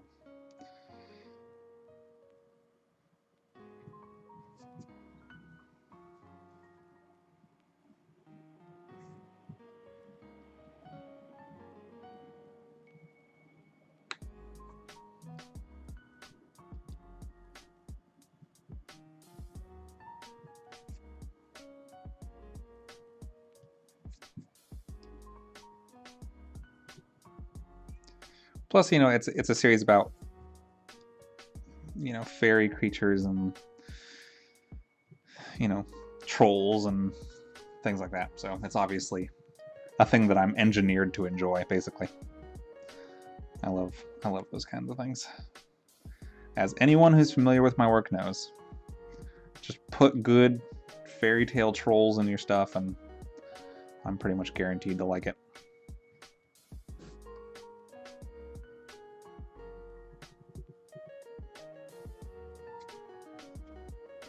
I got one of my Hilda books signed last year with an illustration of Twig for free. Oh, that's so good. Yes, he did strike me as being a very nice person. That's so great to have an original drawing like that.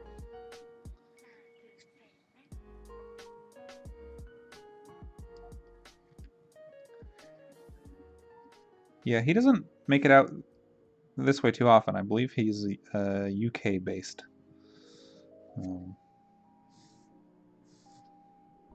But sometimes the big conventions are nice.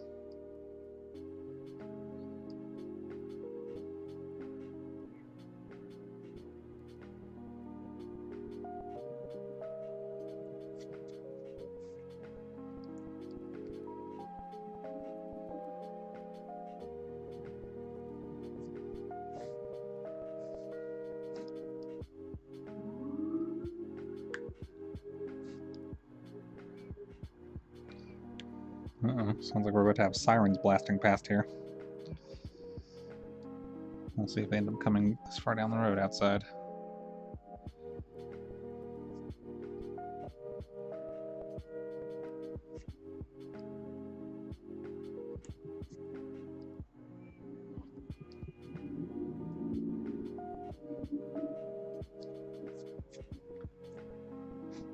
It would be great if you came over to the UK. I would love to do that.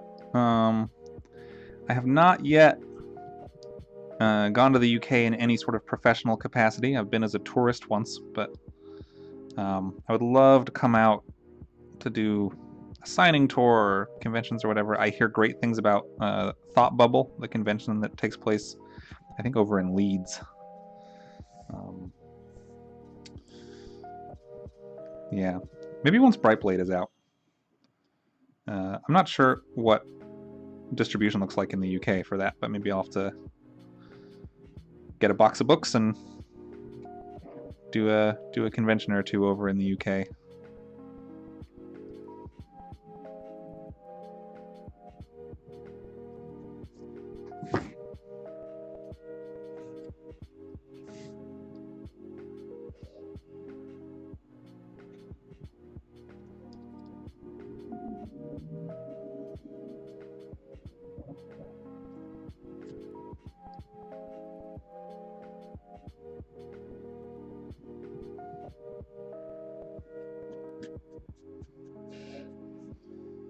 There's a lot of places I would like to go. I miss travel, guys. Can't wait to travel again. That's gonna be nice.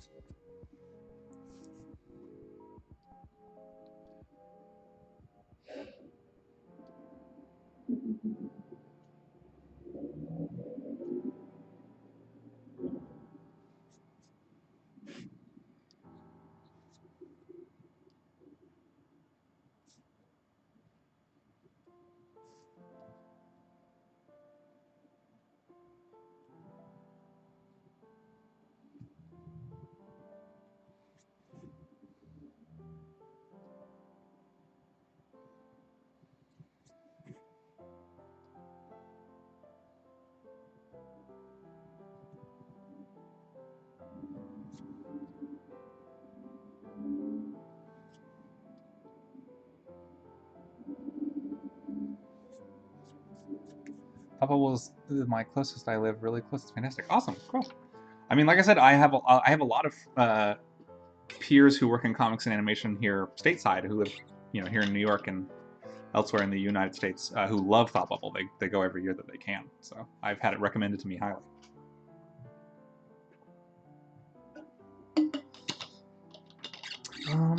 All right. Let's see, where are we at time-wise? I usually only stream for about 2 hours. We're 2:15. Let's go a bit further. Let's get to some of these the big cuts.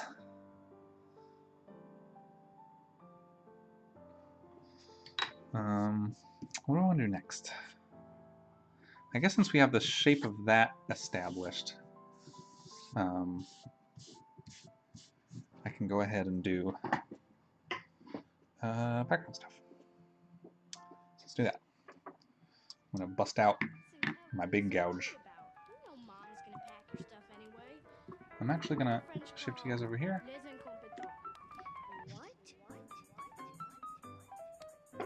And do another little video thing. Oops.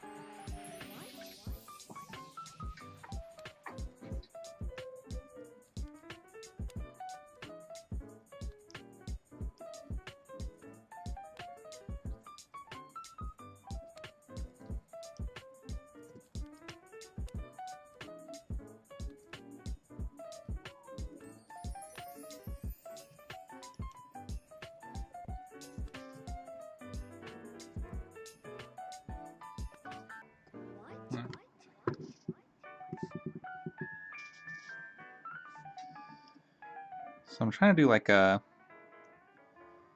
staggered small hills of snow, big snow banks, things like that.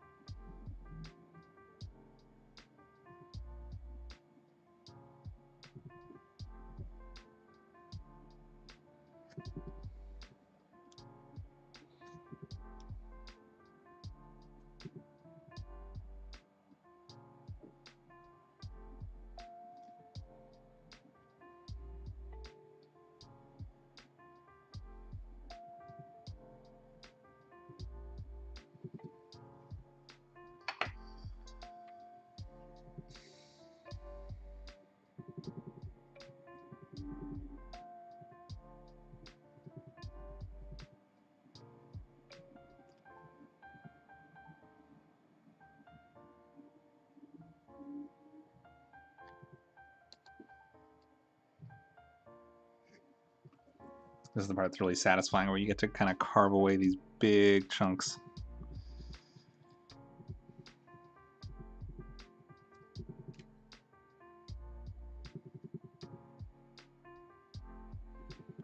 Like I said, I'm going to try and leave some of the noise down here so that it gives it that nice kind of natural, chaotic ground texture.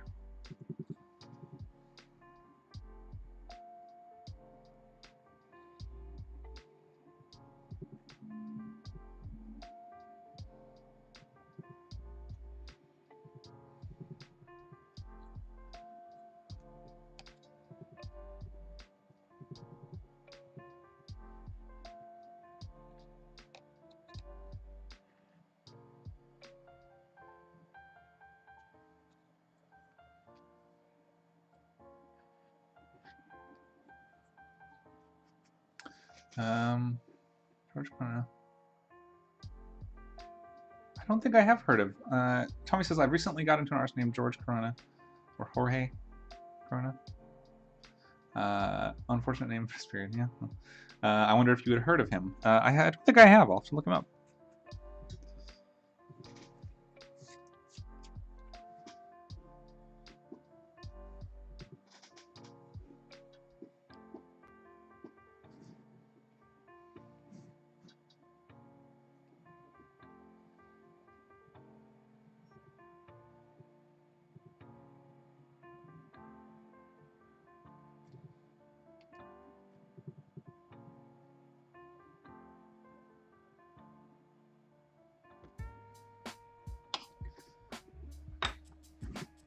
I actually want to do another quick little outline around the deer's legs so I don't actually accidentally cut into it and lose kind of the defined outline of him. Oh.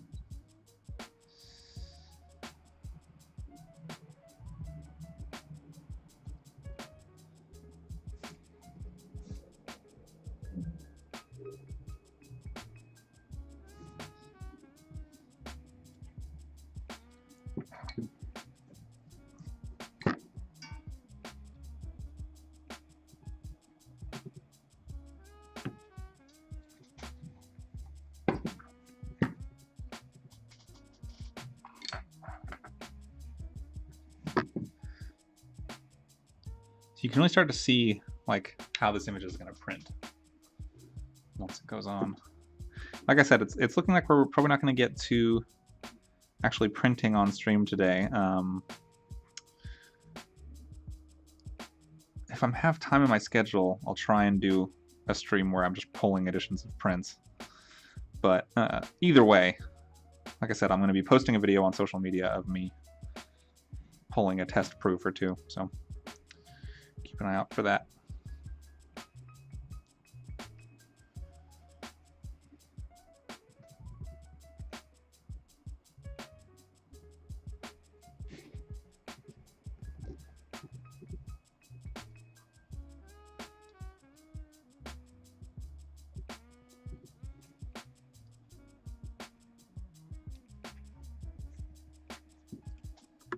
Oh yes, he has done a comic called Middle Sky. Yes, I have read Middle West. Yes, that is great work.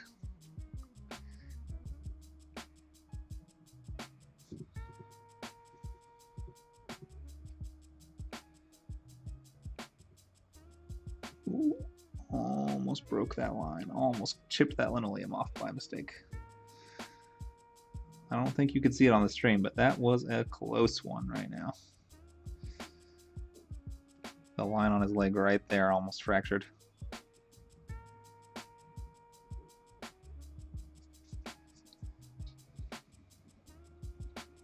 That wouldn't have been the worst place. If I'd broken that, it wouldn't really have ruined the image, but wouldn't be ideal for sure.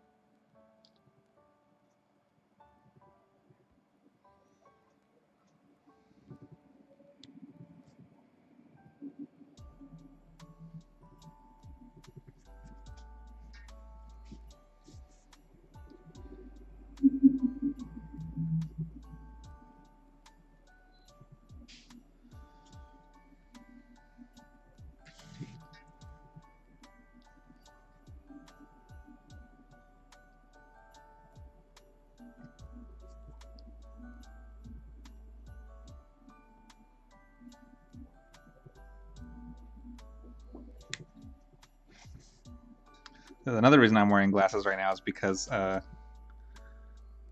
some of these teeny little pieces of linoleum go flying when you pop them out. So it's if you decide to do this, I recommend if you wear glasses, wear your glasses. If not, get some goggles maybe. I don't think it would do any permanent damage to your vision, but it wouldn't feel great.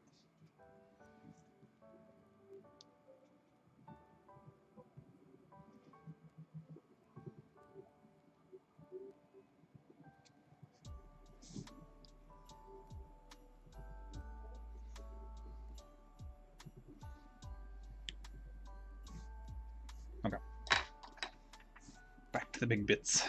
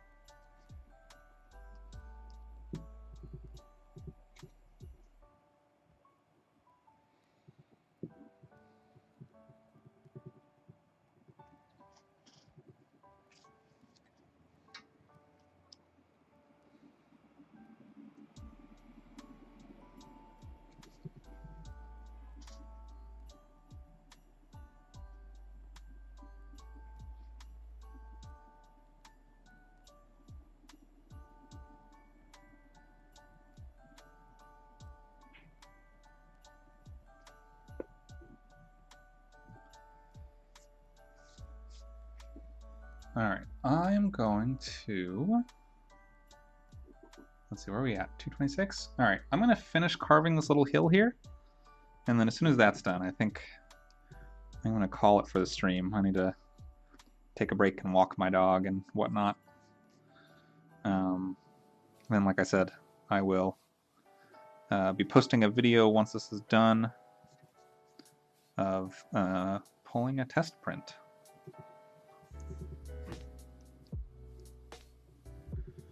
Well, let's finish this little hill. Yeah, so as we're kind of winding down here, if you guys have any last minute questions, feel free to pop them in the chat. In the meantime, I hope everyone's staying safe. I hope everyone's will have a good and safe holiday season. As always,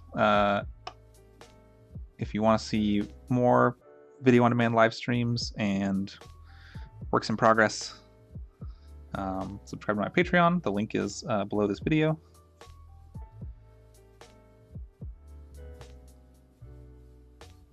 For all those who are subscribers, because I know some of you are watching from Patreon, I want to thank you so much for your support. It really means a lot. It's been a weird year, and support from you guys has really helped out. It's made it so that I can reliably pay my rent and keep making images like these without worrying too much, and that means a lot. So thank you guys. I really, really, really appreciate it. And even small subscriptions help. The most popular subscription is the $3 a month one.